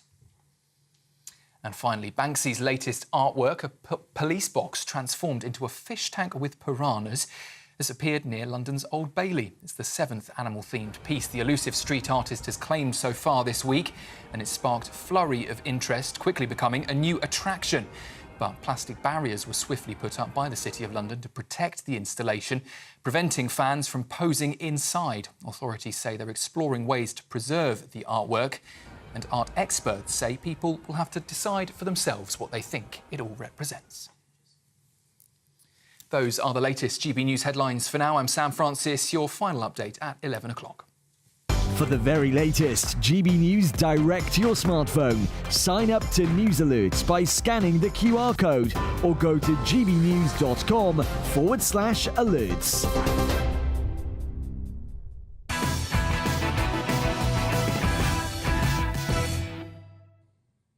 In a week of authoritarian responses from our new government to the shameful violence of last weekend, including people being sent to jail not for being part of a riot but merely observing one from the sidelines, plans for social media companies to be forced to ban legal but harmful content, guess who'll get to decide that, and the Crown Prosecution Service posting a threat to those partaking in online violence, a misnomer if I've ever heard one, perhaps the scariest development has been given least attention. it emerged that our government is considering adopting an official definition of the term Islamophobia. The Labour Party has already accepted the definition internally, as drawn up by the all-party parliamentary group on Muslims, part of which states Islamophobia is rooted in racism and is a type of racism that targets expressions of Muslimness or perceived Muslimness. To which I say, what a crock. Let me be clear, anti-Muslim bigotry is very real. We saw it last week in attacks on a mosque, and it needs to be condemned and called out. But prejudice and hatred expressed towards a group doesn't make it racism when that group is not bound together by an ethnicity, but rather an ideology. In this case, that ideology is a religion, and British people, as do other countries in the West, have anti-blasphemy laws specifically created to allow us to criticise and make fun of religion, any religion. The right to do so is one of the founding principles that binds our modern liberal democracy. Where does that fit in then with not being able to target expressions of Muslimness or perceived Muslimness? Criticise a joke about the hijab, you're a racist. Criticise homophobia in the Quran, you're a racist. In 2019, Neil Basu, a former UK counter-terror chief, warned the definition could allow terror suspects to legally challenge investigations. AKA, if law enforcement stops an Islamic terrorist, you're a racist. And this is exactly what those who created this term intended. Invented by Iranian clergy in the late 1970s, popularised in the 90s by the Muslim Brotherhood, the Islamist forefathers of ISIS, in their mission to a state based on Sharia law, their intention was to deliberately muddy the waters, conflate the religion with those who follow it, and ultimately use Western ideals of fairness, equality and anti-prejudice against us. So that any criticism of Islam, let me remind you again, an ideology automatically makes you a bigot. Some of those critical of the term Islamophobia focus on the phobia element, that it's okay or understandable to be phobic about Islam. My problem with the word is the term Islam. Just the same as if someone was trying to establish the term Judophobia or Christophobia. If this government wants to adopt an official definition of prejudice and hatred directed at actual people, at Muslims, then of course, why not? It sounds like a decent idea. But call it anti-Muslim bigotry. Call it Muslimophobia, if you want. That wouldn't destroy our society. But not being able to criticise any element of Islam, a religion, an ideology, would. I'm a Jew, an ethnicity. And I also follow the belief system of my people, Judaism, a religion. If you want to criticise the Jewish religion, fine. Questioning is a central tenet of Judaism. Questioning doesn't threaten our belief system, it reinforces it, it strengthens it. You want to take the mickey out of Moses, get behind all the Jews who've done exactly that. I know less about Christianity, but I do know that fortunately the days of banning the life of Brian are over. Jokes about Jesus could be part of any stand-up comedian set. A satirical picture of Jesus in a magazine wouldn't elicit Christian extremist gunmen to storm their offices and murder 12 people while shouting, "Jesus is great." Merely showing that picture of Jesus as part of a lesson about blasphemy wouldn't make a teacher in the UK go into hiding with their family for the last 3 years, fearing for their lives. Now, even making this comparison, we have enough for some to cry Islamophobia. It's not all Muslims, you're being racist. No. I'm criticising an ideology which since 1979 has been used to justify over 50,000 terrorist attacks worldwide. That's 50,000 Manchester Arena bombings. That's 50,000 Nova festivals on October 7th. That's 50,000 potential catastrophes like what could have happened this week at a Taylor Swift concert in Vienna. So which is it? Are all these incidents related to an ideology? Or is it connected to the ethnicity of those who carried out the attacks? Because it's blaming the latter that sounds pretty racist to me. And I should point out that by far the highest majority of victims of those 50,000 terrorist attacks were Muslims. And so it should also be pointed out that the term Islamophobia was also created as a response to the fear of liberal Muslims and feminist Muslims, to silence Muslims questioning the Quran, questioning homophobia, questioning the treatment of women, to shut down those who want to leave, to prevent reformation and prevent maturity, change and growth. Of course, every religion has its nutters, its extremists. But I have a theory. At 3,500 years old, Judaism is the middle-aged man or woman of the Abrahamic faiths. We've been around a bit, we're not going anywhere. We don't mind being challenged, we've seen it all before, no? At 2,000 years old, Christianity is younger but confident of their place in the world, has been through some big changes but is continually growing, changing, adapting. Islam is 1,400 years old. In comparison, a teenager. It hasn't had a meaningful reformation yet. That's not to say it's better or worse. Just as an ideology, it's younger, newer, a bit more sensitive. And as such, criticisms, even taking the mickey, which I'd argue is a fundamental British value, are taken as a threat. As such, is it any surprise that reactions can sometimes manifest not as a debate, nor shrug of the shoulders of someone secure in their belief system, but rather violence? Muslims being able to criticize Islam, joke about their belief system, is a sign of self-assurance and maturity. Criticism, debate, even humour are all healthy to an ideology. The term Islamophobia threatens to shut all of that down. I believe that would be bad for Muslims. And I believe that would be catastrophic for our Western liberal democracy. Let's get some thoughts from my panel. Here we go, heading over. We have a special guest who's arrived. Nigel and Linda, but thank you so much here. We have a former Conservative MP and farmer, Neil Parish. What do you have to say for yourself, Neil? Yeah, seeing as I'm late and got caught in the traffic on the motorway for an hour and a half. Yes, I mean, I'm inclined to agree with you. I think we've got enough rules now, and I think if anybody's targeting Muslim, then I think there is laws to actually see to that. And I think by making this new law, if the Labour Party does decide to do it, I think it will. What I worry about is the Shira law, and is this trying to bring it into this country? I think that's what everybody worries about, because we're a democracy that believes in having free speech, and this is against it. Do you guys have any particular strong feelings about this? I mean, Nigel, in terms of, I don't have a problem with a law to address anti-Muslim bigotry. For me, it's the terminology that's the problem. Yeah, OK. And I think you identify one of the problems there, that if you bring in the this definition that was the all-party group on British Muslims, that came in 2019, the trouble with that is that it does what you say it does, that it might shut down any criticism of Islam as a religion. It also would be in conflict with the Equalities Act, because racism is based on nationality, colour and ethnic origin. So it is problematic. However, that doesn't mean you shouldn't have it. So as far as I can say, the problem that you face is one, in fact, that the international anti-Semitism definition also faced, which is where you have the difficulty about how far you can criticise Israel before that becoming anti-Semitic. Although that is being Jewish is an ethnicity, so it's slightly different.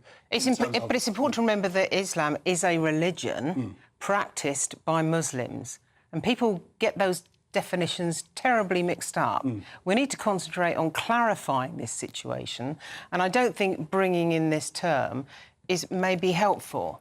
I think that we've got... Do you have a preference of terms that might... Not really. I think that we've got laws in this country, laws of blasphemy, laws of slander, laws of libel. I think we can use those existing laws to deal with this, but I think this discussion isn't necessarily helpful. I think also that we do like to have humour in this country, and we do take on various religions, don't we? And I love Jewish humour, for instance, especially about Jewish mothers in particular. And like I said, there's lots of jokes about that. But I think, it's absolutely key that we are able to still be able to do that. Now, we don't want to commit offence, and I know perhaps it's probably easier sometimes to offend the Muslim faith than it does seem to be Christianity. Christians weren't very good about taking a joke from the Paris Olympics when the drag queens recreated the Last Supper. They weren't. The Vatican objected. Elon Musk objected again. But they objected, but it didn't lead to violence, which it could, you know, where we have seen death threats against the teacher, for example, showing the Charlie artistic Hebdo director who did that received death threats. Yeah. Well, that's, and of course, right. He's had to tweak tonight's closing ceremony to try and make it less offensive than his opening ceremony. But I think, you know, at the end of the day, we are still got the freedoms to be able to say about Christian faith and You should be able to take a Jewish chat. I mean, any religion should take a chat. And I think this is the problem. And I think, you know, I think in this country, under many governments, we're too quick, actually, to bring in extra legislation, when very often is actually enforcing the legislation. I mean, all these problems that we've had, you know, with attacks on mosques and all of these things, I mean, that needs to be dealt with very strongly. But you don't need a new law for that. You need to enforce the laws that we've already got. The feeling was we needed a new definition of anti-Semitism to deal with that, which is why I'm saying that while this is the wrong definition, it doesn't mean we shouldn't. You shouldn't try for one. Yes. Okay, well, now, if anybody wants to watch an excellent Muslim comedian, I'd recommend Shazia Mirza. She's hilarious. Now, GB News senior political commentator Nigel Nelson, journalist and communications advisor Linda Doobly, and former Conservative MP and farmer Neil Parish. Thank you very much. Coming up, tomorrow's morning's Monday front pages, hot off the press with my panel, who I've just introduced. But next, I'll be asking political firebrand Anne Widdecombe about the PM's slump in the polls following UK riots, and just what is he going to do now he's made a new nemesis in Elon Musk. See you in 2.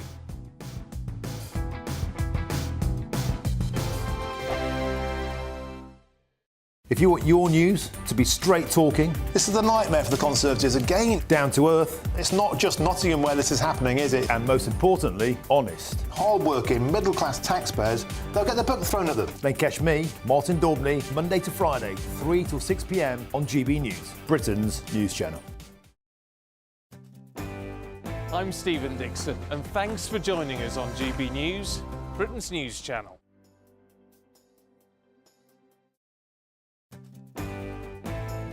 I'm Andrew Pearce. This is GB News, the People's Channel, Britain's news channel. This is GB News, Britain's news channel. This is a big old headache because we talk a lot about GP appointments, don't we? But certainly almost everyone I know struggles to see a dentist when they need one. Yes. You know the best time to go to a dentist? When? 2:30. 2:30. That's actually quite good. It's better than my gags. The guy that went to Goa, to India, to get his dental treatment, is that what you're talking about? Well, yeah, so tell us about that. This is how desperate people are to get treatment now. So what's the story? OK, the story is a guy couldn't get an appointment at the NHS, so he went all the way to Goa in India to get his dental appointment. Now, I think he probably just wanted to go on holiday, and he thought, I know, why don't I go on holiday to Goa and then get my teeth done? Look, people are travelling in their droves. There's whole aeroplanes full of people with medical tourists. Like in Turkey, you get a whole aeroplane with people with hair implants, things like that. Well, so, yeah. I was going to go to turkey teeth, isn't it? Turkey teeth. Turkey teeth. Well, now that's when they strip the tooth down and you have these little pegs. Yes, they strip them down. But in many cases, they strip them down far too low, so the nerve is exposed and it gets infected, and it's exposed to the elements. So you get infection in the tooth, and then you have to essentially take them all off. But by then, the infection spreads so far. I was getting my nails done the other day, which I don't do very often, and my nail technician said to me, "Is your dad still a dentist?" And I said, "Yes." And she said, "Please, can I have an emergency appointment?" I went to Turkey and I got my teeth done, and now they look incredible, but I'm in so much pain. They're all infected. She had 15 taken out from the top and 12 from the bottom, and it's an absolute disaster. But this is what people are feeling like they have to do. So medical tourism doesn't always work. No, but it shows, Alex, that people can't get their teeth sorted here, so they go elsewhere. Listen, do you floss, by the way? Don't floss. GB News, the People's Channel. Hello there, I'm Eamon Holmes. Thank you for joining us on GB News, Britain's news channel. I'm Isabel Webster. Thanks for joining us on GB News, Britain's news channel.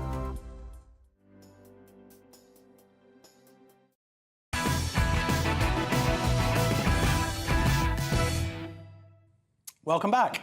So Keir Starmer's response to the riots has been met with relentless derision from an unlikely nemesis, ex-CEO Elon Musk. Wow, saying all that together. The Prime Minister has suffered a slump in the polls since the unrest broke out, after many believe he has a double standard when it comes to law and order, shedding his Captain Hindsight title for two-tier Keir. Joining me to discuss the PM's woes is former Government Minister and Reform UK spokesperson Anne Widdecombe. Hello, Anne. How are you? Hello. I'm very well, thank you. I hope you are too. Brilliant. So, have you seen this poll that this is based on then? I haven't seen the poll, but it doesn't surprise me at all. First of all, he hasn't tackled the very fundamental issue which gave rise to the riots in the first place, which is the complete absence of any control of immigration, and especially of illegal immigration. Now, he had no policy in place when he took over as Prime Minister. I mean, to be fair, it has only been a few weeks. It doesn't matter. Just be a bit fair. A very long time to plan for that. I believe they have implemented some stuff. Anyway, whatever. Sorry. Sorry, may I finish? Sorry, yes, of course. Sorry. I didn't say he hasn't implemented anything. I said he hadn't got a policy in place when he took over as Prime Minister, having known from what the polls were doing that he was going to be Prime Minister and be in government. Now, we all knew what he didn't want. He didn't want Rwanda. We all knew that. That was as clear as day. The big question was, so what was he going to put in its place? That was the big question. And that is where he's utterly failed. So he hasn't convinced anybody that he's in control of it. The second thing is the two-tier argument, that he's very fierce about some forms of demonstration and not about others. So I'm not surprised that his popularity has slumped. It's very early days, so let's see how he responds. Yeah, I mean, do you think then it is the response to the riots that's partly led to this? The interesting thing is that the suggestion's been that he actually hasn't been tough enough, and that's why his popularity has declined. Well, I mean, I think you're going to get it from two sides. When you say he hasn't been tough enough, what hasn't he been tough enough on? I mean, I think the one thing that I would say that he's got right, though actually it's been down to the police and the courts and the justice system, but at least we've had swift justice. We've had very firm justice. I mean, it hasn't been weak. But I'm a bit puzzled. If it was possible to get all those people through in record, what's still going on, of course, in a record degree of time, and it was possible to send people to prison, what exactly has been the problem with sending people to prison when they've done other things? And what has been the problem with this huge queue for justice, which apparently we can now jump? Come on. So the court sat extra hours. Well, why wouldn't they sit extra hours then to deal with the post-COVID queue? I don't follow this at all. Well, I mean, arguably it's about allocation of resources, but of course you're right there. I mean, there is a danger of letting dangerous people out of prison, more dangerous people necessarily than the people that they're putting into prison. That's obviously a danger as well. Just another question, if I may. Yes, obviously the priority of the government has been to stop any further violence. We haven't seen, though, really anything at all from Keir Starmer trying to address, as you mentioned, the underlying issues in terms of migration. I'm not talking about policies, but just so that I think people feel heard. I think that's probably right. But I do think it's wrong to give Keir Starmer the credit for the end of the riots. I think that goes to the ordinary British person, and we saw a rebellion, what I call the rebellion of the decent. I think that was what had the most impact, rather than any policy that was enacted by Keir Starmer. OK, and of course now Elon Musk has become involved. He's really jumped into UK politics with 2 feet. Do you think he's correct? Have you been seeing his unrelenting messages and attacks on Keir Starmer? Well, he has his own inimitable style. As do you? Anybody can criticise Keir Starmer. Anybody can criticise the government. Anybody can criticise any individual policy.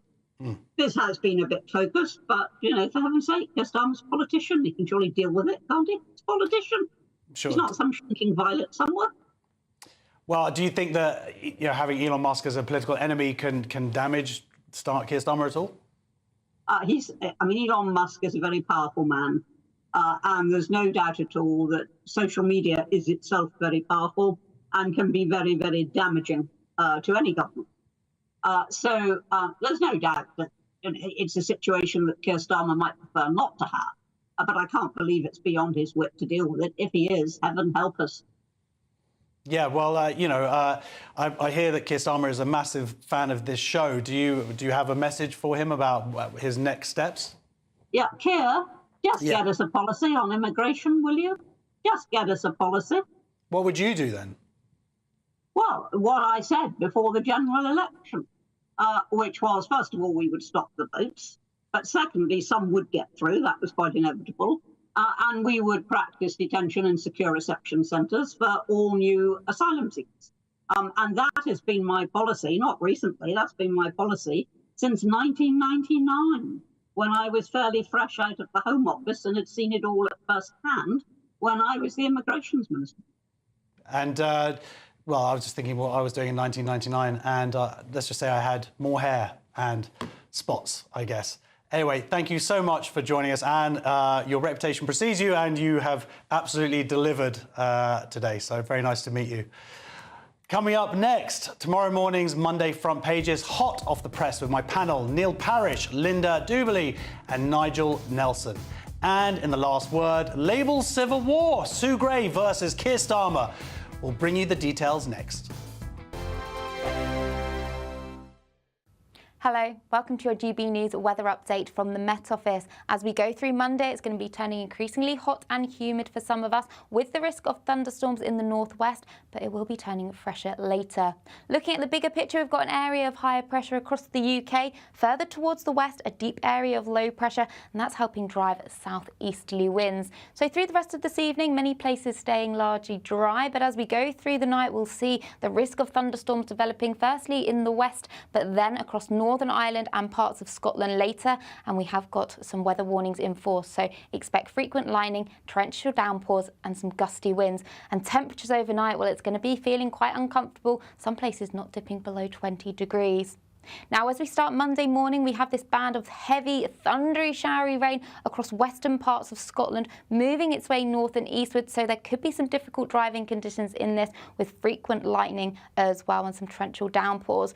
Northern Ireland turning drier as the day progresses, and across much of England, largely dry but cloudy further toward the west, and already feeling quite warm by 8 a.m.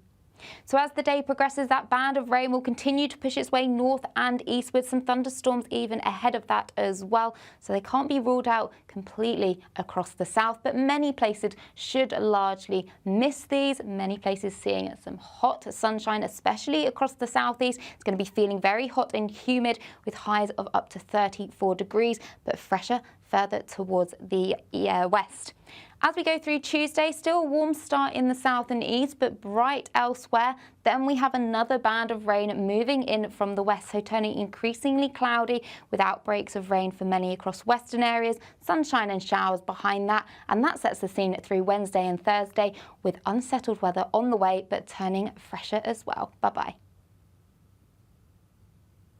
Hi there, I'm Michelle Dewberry, and I'm going to take a second to tell you all about my show, Dubes & Co. We start off with the issues of the day. We then bring in both sides of the argument. We get rid of the disrespect, and then you throw me into the mix. And trust me, I'll tell it exactly how it is. And then, of course, the magic ingredient, you at home. We mix it all together, and what have we got? In my opinion, the best debate show in town. Monday to Friday, 6 till 7 on GB News, Britain's news channel. Are the newspapers getting you down? My wife didn't divorce me that month. Struggling to separate the wheat from the chaff? I know that it's a bit of a circus at the best of times. Well, don't worry. Headliners has got you covered. We'll take the burden of reading the day's news, and if we get depressed, who cares? It's an occupational hazard, frankly. That's Headliners on GB News from 11 p.m. till midnight, and the following morning, 5 till 6 a.m. on GB News, the comedy channel. Nah, just kidding. Britain's news channel.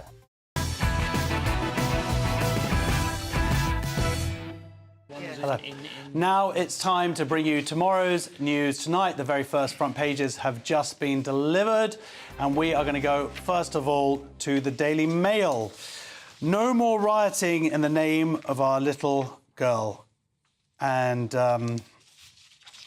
yeah, it's heartbreaking. The Times knocked down prices for Greenbelt to build on. The Daily Express exposed junior doctors plot to cripple NHS again. Metro dance to heaven, little princess.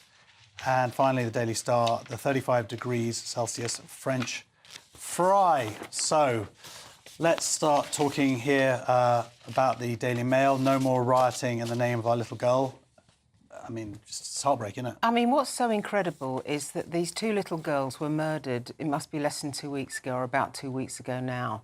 And the fact of the matter is that because of everything we saw, those parents and those families have barely had the space to grieve. Plus, the whole community needs to grieve, and they haven't had the time to grieve either. So I think that this, you know, this front page is exactly right. It's about time that we put a very big headline on the sorrow and grief of that family. Yeah, absolutely. I couldn't agree more, because I think, you know, they're going through. I mean, you lose a little girl like that when they go to, you know, to a dance class. I mean, it is just unbelievably horrible. And I think, you know, the rioting that then happened, it blew it out of all proportion. And I think we lost sight, really, of the huge tragedy. And I think that must be what the parents are feeling. And of course, you know, I mean, so many people in this country do behave well. You get the thug element in whoever are rioting, and we certainly had it this time. And I think they must be feeling awful about it. And I think, for goodness sake, I think we should just say to everybody, for goodness sake, calm down, because this is crazy, because these families have been so badly start respecting affected. those families. Yeah, I agree with every word of that. No, of course, so do I. And I just... Yeah, it's just beyond horrible. Let's move on to something that we can argue about. So we have knocked down prices for Greenbelt to build on. This is in the Times. This is councils are going to have compulsory purchase powers. So this, of course, is the Labour policy. Build, build, build. Let's get some houses up. What do you think about this, though? Compulsory purchase powers. Well, I mean, that's the only way of actually doing it. So I can understand what they're up to. I think that reforming planning laws are going to be Labour's biggest challenge over the next 5 years. Yes. People are going to object to finding a wind farm at the end of their road or a big housing estate next door. So I can understand how difficult it is. On the other hand, if you don't do it, you're not going to reach your target of 300,000 homes a year. It's the target the previous government kept missing. So it's important that you do this, and to call it Greenbelt is not quite right. It's Greybelt. It's things like car parks that have been designated as Greenbelt, but actually that's what it is. It's not beautiful meadows open fields or anything like that. I think it is as well, because I think you'll find the developers have certainly got their eye on a lot of Greenbelt as well. I also think you've got to get the planning rules right, because you're going to have to take everything to appeal. Basically, you're going to have no local democracy anymore, and you won't be able to compulsory purchase anything until you've got planning permission, because you can't say the council can't come along or the government and say we will compulsory purchase my land, for instance. Will be much easier. It will be easier. It will be easier, but I still think people will challenge those decisions. Well, they will. I mean, having been a local MP, but you won't be able to drag it out. Yeah, but I've still not committed. I mean, I wish Labour well, and I do say this in sincerity with this, because I sat on a planning committee for 12 years as a local councillor many moons ago, and the amount of people, and since then people have been able to object more and more, and I think it does need to be curbed, but you will have to have some form of democracy, because otherwise it'll all be down to inspectors in Bristol or London or wherever they're based to make a decision which will affect local people. So one example, and that's key to it. One example I've got is close to where I live in Richmond, in a place called Mortlake. On the Thames, there has been a very prestigious and big plot of land that's been due for development since 2012. 12 years later, ground has still not been broken. It just goes round and round in the system. So that's land banking, and that's the kind of thing that you need to stamp deal out. with. And also where you've got landlocked land as well, because very often when you've got a piece of land, you may have somebody, an owner, that either won't sell, or it could be a family dispute. So that's where compulsory purchase will definitely help. But I am not convinced by the speed of all this, because I think, you know, it will take time. It will speed it up, but it it won't go anywhere near as fast as the government I think that's thinks. what Kemi Badenoch, that's the point she made in her speech to Angela Rayner. Let's move on to X faces axe from Tech's anti-terror group. So this is because X has been revealed as being the top platform for hosting Hamas videos. It seems like the Global Internet Forum to Counterterrorism seeks to remove that content from that. This is a free speech issue. The argument, of course, I imagine that Elon Musk would make would be that there is somewhat of a public service having these images. We met earlier and we talked about the image in Bangladesh, and it's the getting out of these tragedies, this terrorism, that then alerts people to what's actually happening. To a degree, but I do think now that Elon Musk has gone way, way, way too far. He's the world's richest man. He's got this platform totally under control, and he can post whatever he wants under the banner of free speech. But free speech has to be guarded carefully, and there is a line that you have to draw before free speech starts to incite racial hatred and an affray. Inciting an affray in this country carries, I was told this week by a senior policeman, a life term. Yeah. But sorry, just to point out this is footage from terrorist attacks. The argument that would incite racial hatred, I would disagree with. I mean, that's like sort of going, oh, we've got there's an old Norm Macdonald joke about anyway, I won't go into it here, but the point is. Yeah. You know, free speech is free speech. Who is actually being protected? I mean, I think we do need to protect. But it is limited. I mean, the whole thing is that free speech is never an absolute. Free speech carries with it a duty of being responsible. Yeah. So an awful lot of things that we take for granted are a contravention of free speech. That contempt of court laws to ensure fair trials. We think that's important. Libel laws to stop individuals being defamed. We think that's important.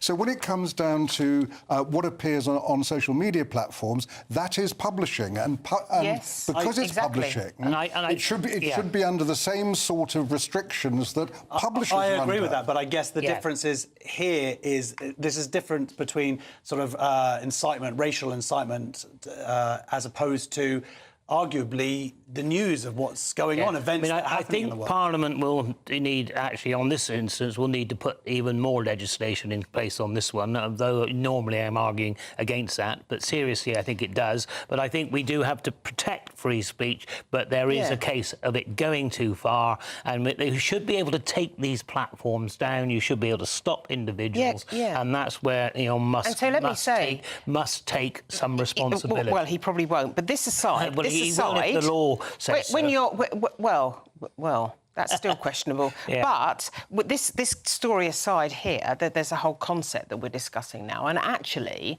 when you're publishing, like Nigel and I were once young trainee journalists, and you start, you learn, you do a training programme, you do indentures like I did or whatever, and you learn that when you write copy, it's seen by the news editor, the sub-editor, maybe the Stone sub, maybe the legal department, etc. There's all sorts of checks that go on with the copy that gets published. There's nothing here. It's like the Wild West. Well, but if we're talking about video footage of anything events, though, that's the difference. That's they can be manipulated. Sources of evidence. But they can be manipulated. They're not checked. They're not verified in the way that we were used to. And you see, this is the problem with the social media platform: is there is no checks and balances. There aren't any. And that is there the are problem. community notes now. There have been a lot of evidence that that is making an impact.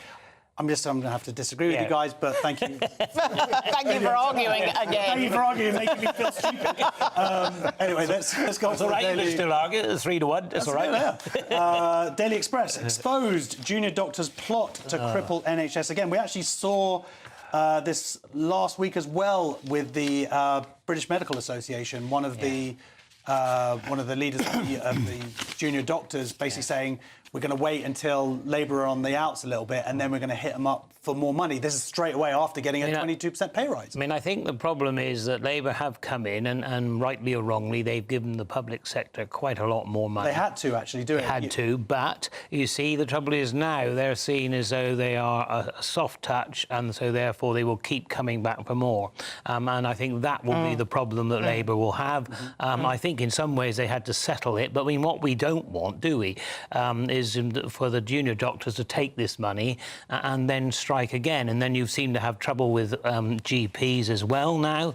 I mean, in trying to get to see a GP, you know, you can't get past the doctor's receptionist. You know, you can see anybody, a nurse, a clinical practitioner, anybody, but actually try and see a doctor. No, actually, what you get now is a navigator. You get a navigator when you call up, and they navigate the system at your GP's practice. There was a cartoon when the Labour came in, and the new policy on immigration and stopping people coming is to put the doctors as receptionists on the border, and then nobody would get them.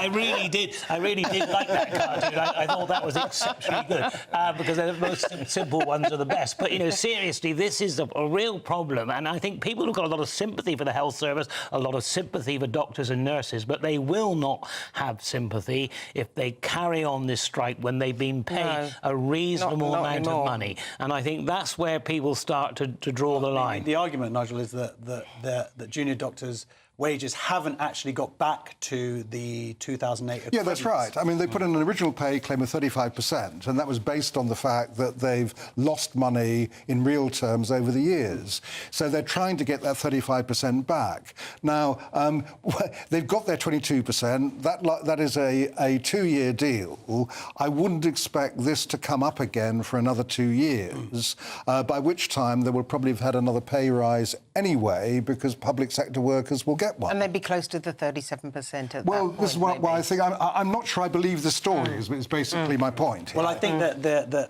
emails were released this week that from the head of the junior doctors. I think Nigel... they're talking about it. Yeah, I think Nigel will just have to wait and see, won't we? I mean, you could be right, but the trouble is there is a real militant tendency within the junior doctors, and once they've had a taste for striking, they might carry on. I hope they don't. Well, we'll see. But that's it. I'd just like to say to my bosses, I want a 35% pay rise. We're all I'll take being paid at all. That's next. Moving on next, we have Welby wages into the rioting and Labour civil war. Sue Gray versus Keir Starmer. We'll bring you the details next.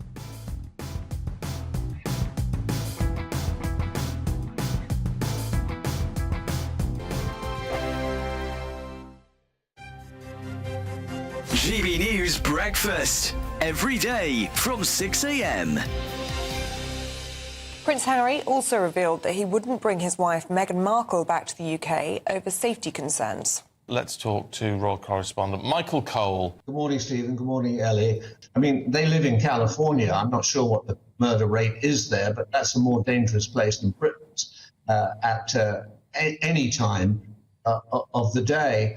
And of course, he compromised his own safety when he said in his book, Spare, his autobiography, which was Ghost Britain, that he'd personally killed 25 Taliban when he was serving with the British Army in Afghanistan. Well, that painted a target for life on the back of himself and his family, which was a very unwise thing for him to do.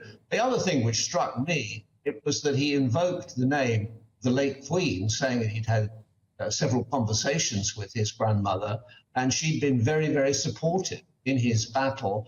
He sees himself, and it's a word he's used, as a dragon slayer against the popular press, the tabloid press, and he's continuing with that.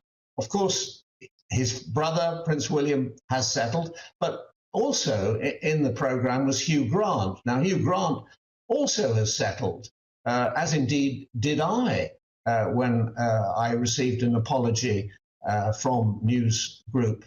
I believe in a free and unfettered press.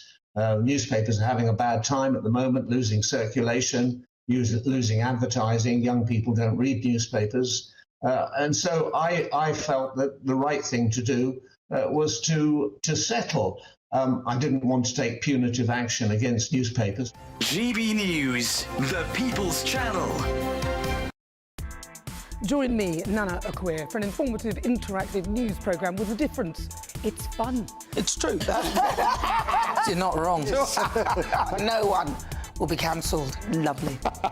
Join me from 3 p.m. every weekend, only on GB News, Britain's news channel.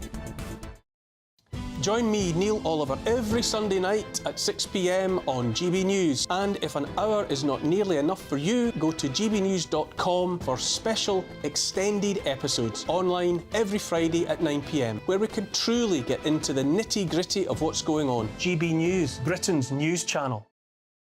Every Saturday, 10 till 12, we'll bring you all of the news that you need to know. We'll also remind you that there is so much to smile about. It's my favourite time of the week. I get to relax, enjoy some light-hearted stories, and let Ellie teach me about fashion too.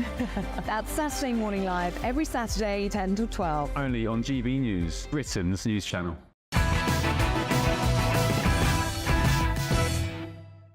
This is Ben Leo Tonight with me, Josh Howie, only on GB News. It's time to return to the liveliest paper review show on telly, apart from the one in a little bit. And more front pages have been delivered hot off the press. First of all, we're going to go to the Daily Telegraph. We have Cooper. UK has lost respect for police. So this is the idea that people are out rioting because they're not afraid of any consequences. What do you think about that? Well, that's exactly why they made sure there were consequences and quick ones. I mean, the whole point of what Keir Starmer has done is to act like the prosecutor he was, as well as being the Prime Minister he is.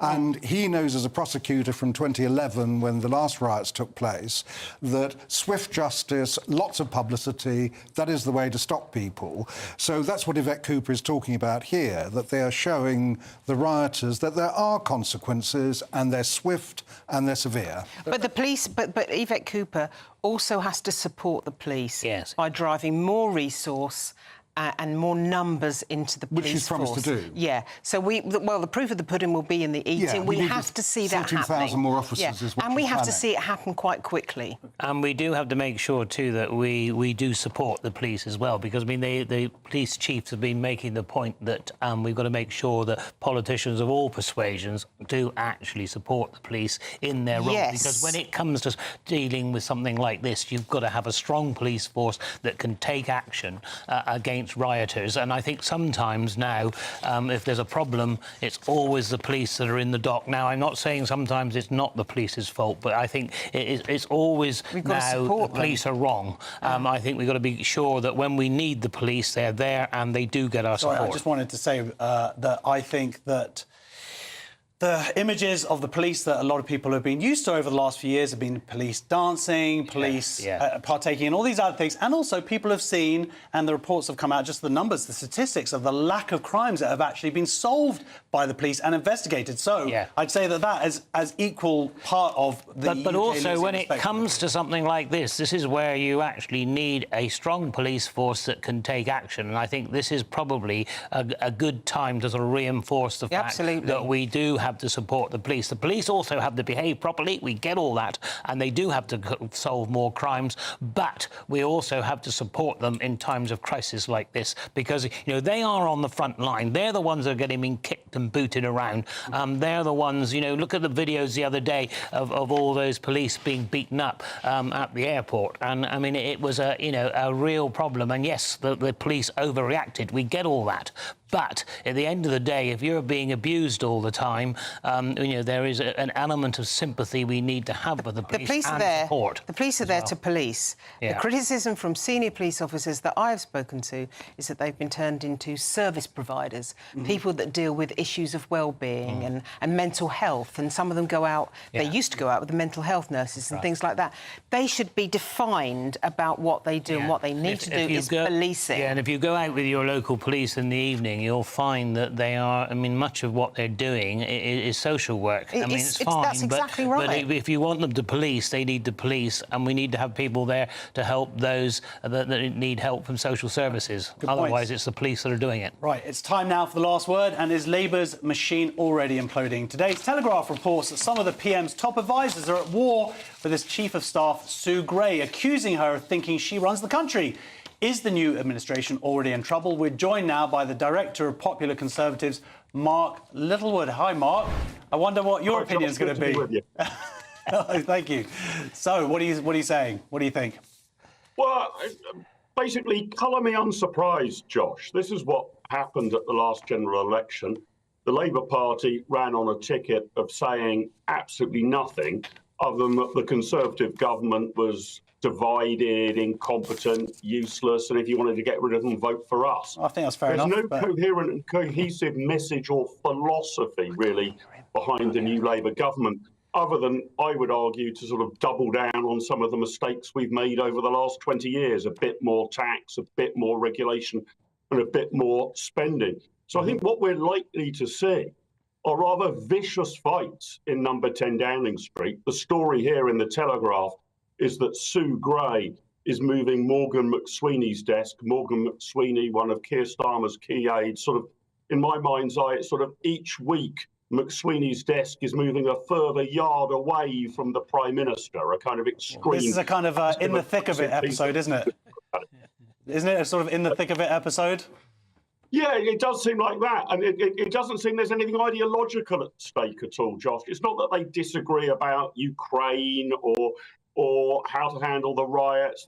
There's no great overarching statecraft really here, or any big philosophical divide. They're all part of the blancmange of the Labour government, and I think it's likely to get pretty vicious pretty quick. So these are just a few straws in the wind, but you know what? I don't think it will be very long before there are a few bales of hay in the wind, frankly. Well, exactly. Well, who do you think Keir Starmer's going to side with?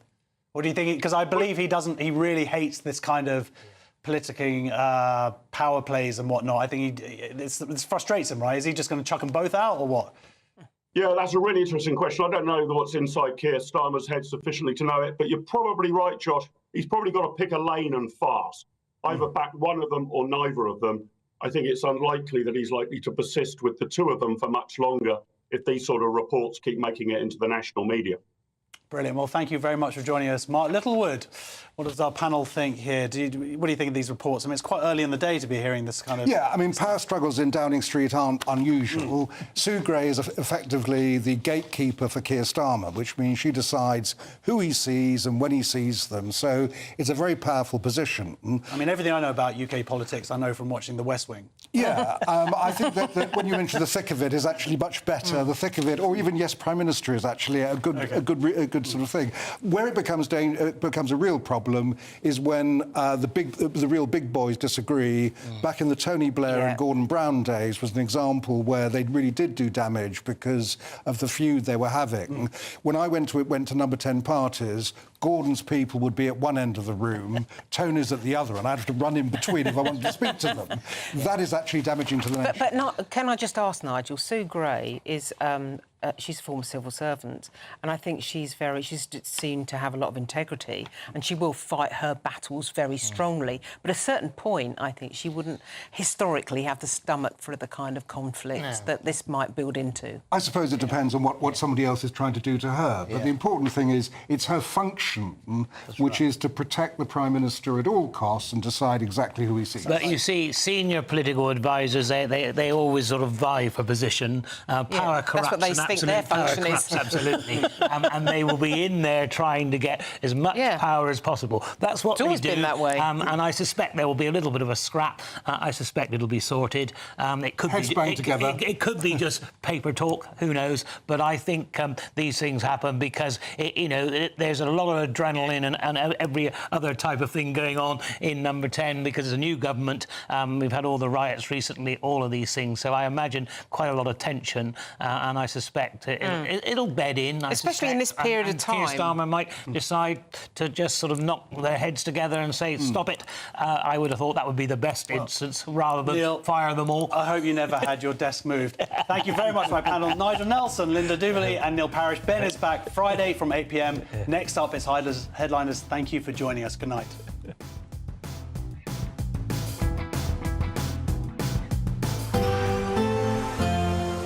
A brighter outlook with Box Solar, sponsors of weather on GB News. Hello, welcome to your GB News weather update from the Met Office. As we go through Monday, it's going to be turning increasingly hot and humid for some of us, with the risk of thunderstorms in the northwest, but it will be turning fresher later.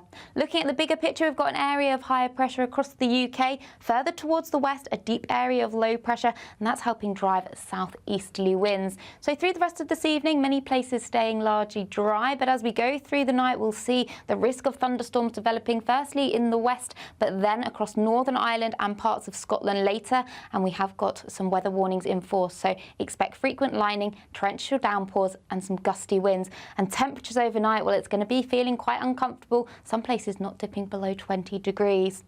Now, as we start Monday morning, we have this band of heavy, thundery, showery rain across western parts of Scotland, moving its way north and eastward, so there could be some difficult driving conditions in this, with frequent lightning as well and some torrential downpours. Northern Ireland turning drier as the day progresses, and across much of England, largely dry but cloudy further toward the west, and already feeling quite warm by 8 a.m. So as the day progresses, that band of rain will continue to push its way north and east, with some thunderstorms even ahead of that as well. So they can't be ruled out completely across the south, but many places should largely miss these. Many places seeing some hot sunshine, especially across the southeast. It's going to be feeling very hot and humid, with highs of up to 34 degrees, but fresher further towards the west. As we go through Tuesday, still a warm start in the south and east, but bright elsewhere. Then we have another band of rain moving in from the west, so turning increasingly cloudy, with outbreaks of rain for many across western areas, sunshine and showers behind that, and that sets the scene through Wednesday and Thursday, with unsettled weather on the way, but turning fresher as well. Bye-bye. That warm feeling inside from Boxed Boilers, sponsors of weather on GB News.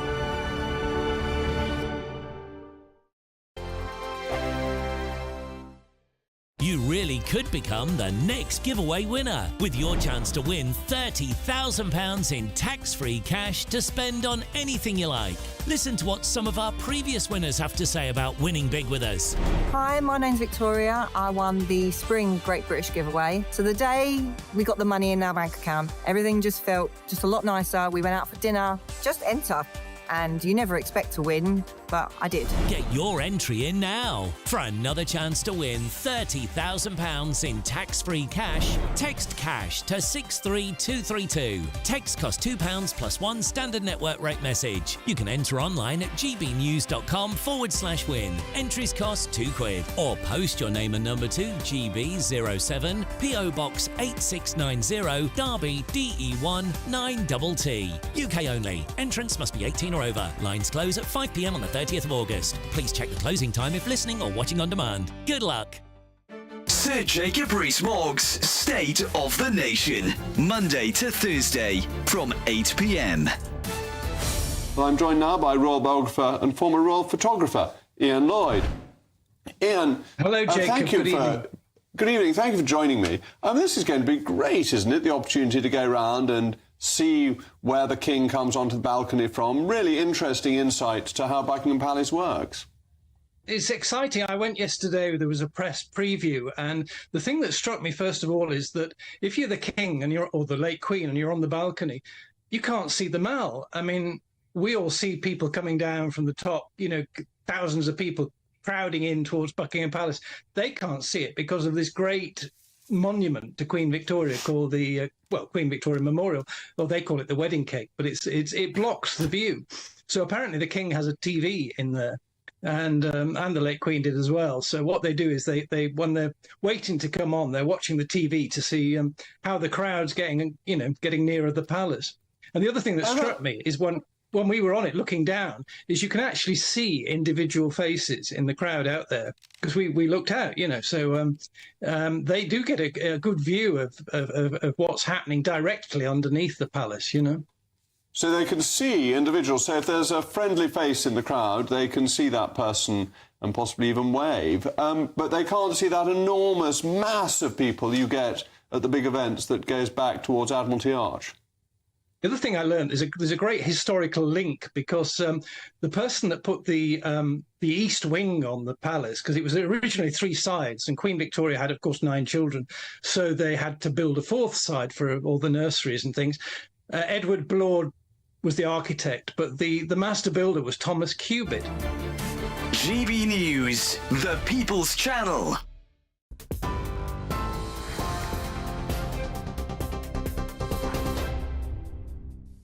Very good evening to you. You're with GB News. Up next, headliners, but first a look at the top stories just after 11 o'clock. And we start in Paris. The King and Queen have sent their warmest congratulations to athletes from Team GB and the Commonwealth for their outstanding successes at the Paris Games. The Prince and Princess of Wales have also called Great Britain's athletes an inspiration tonight as the 2024 Games come to an end. In a video featuring Snoop Dogg and David Beckham, William and Kate praised everyone involved. Greetings, loved ones.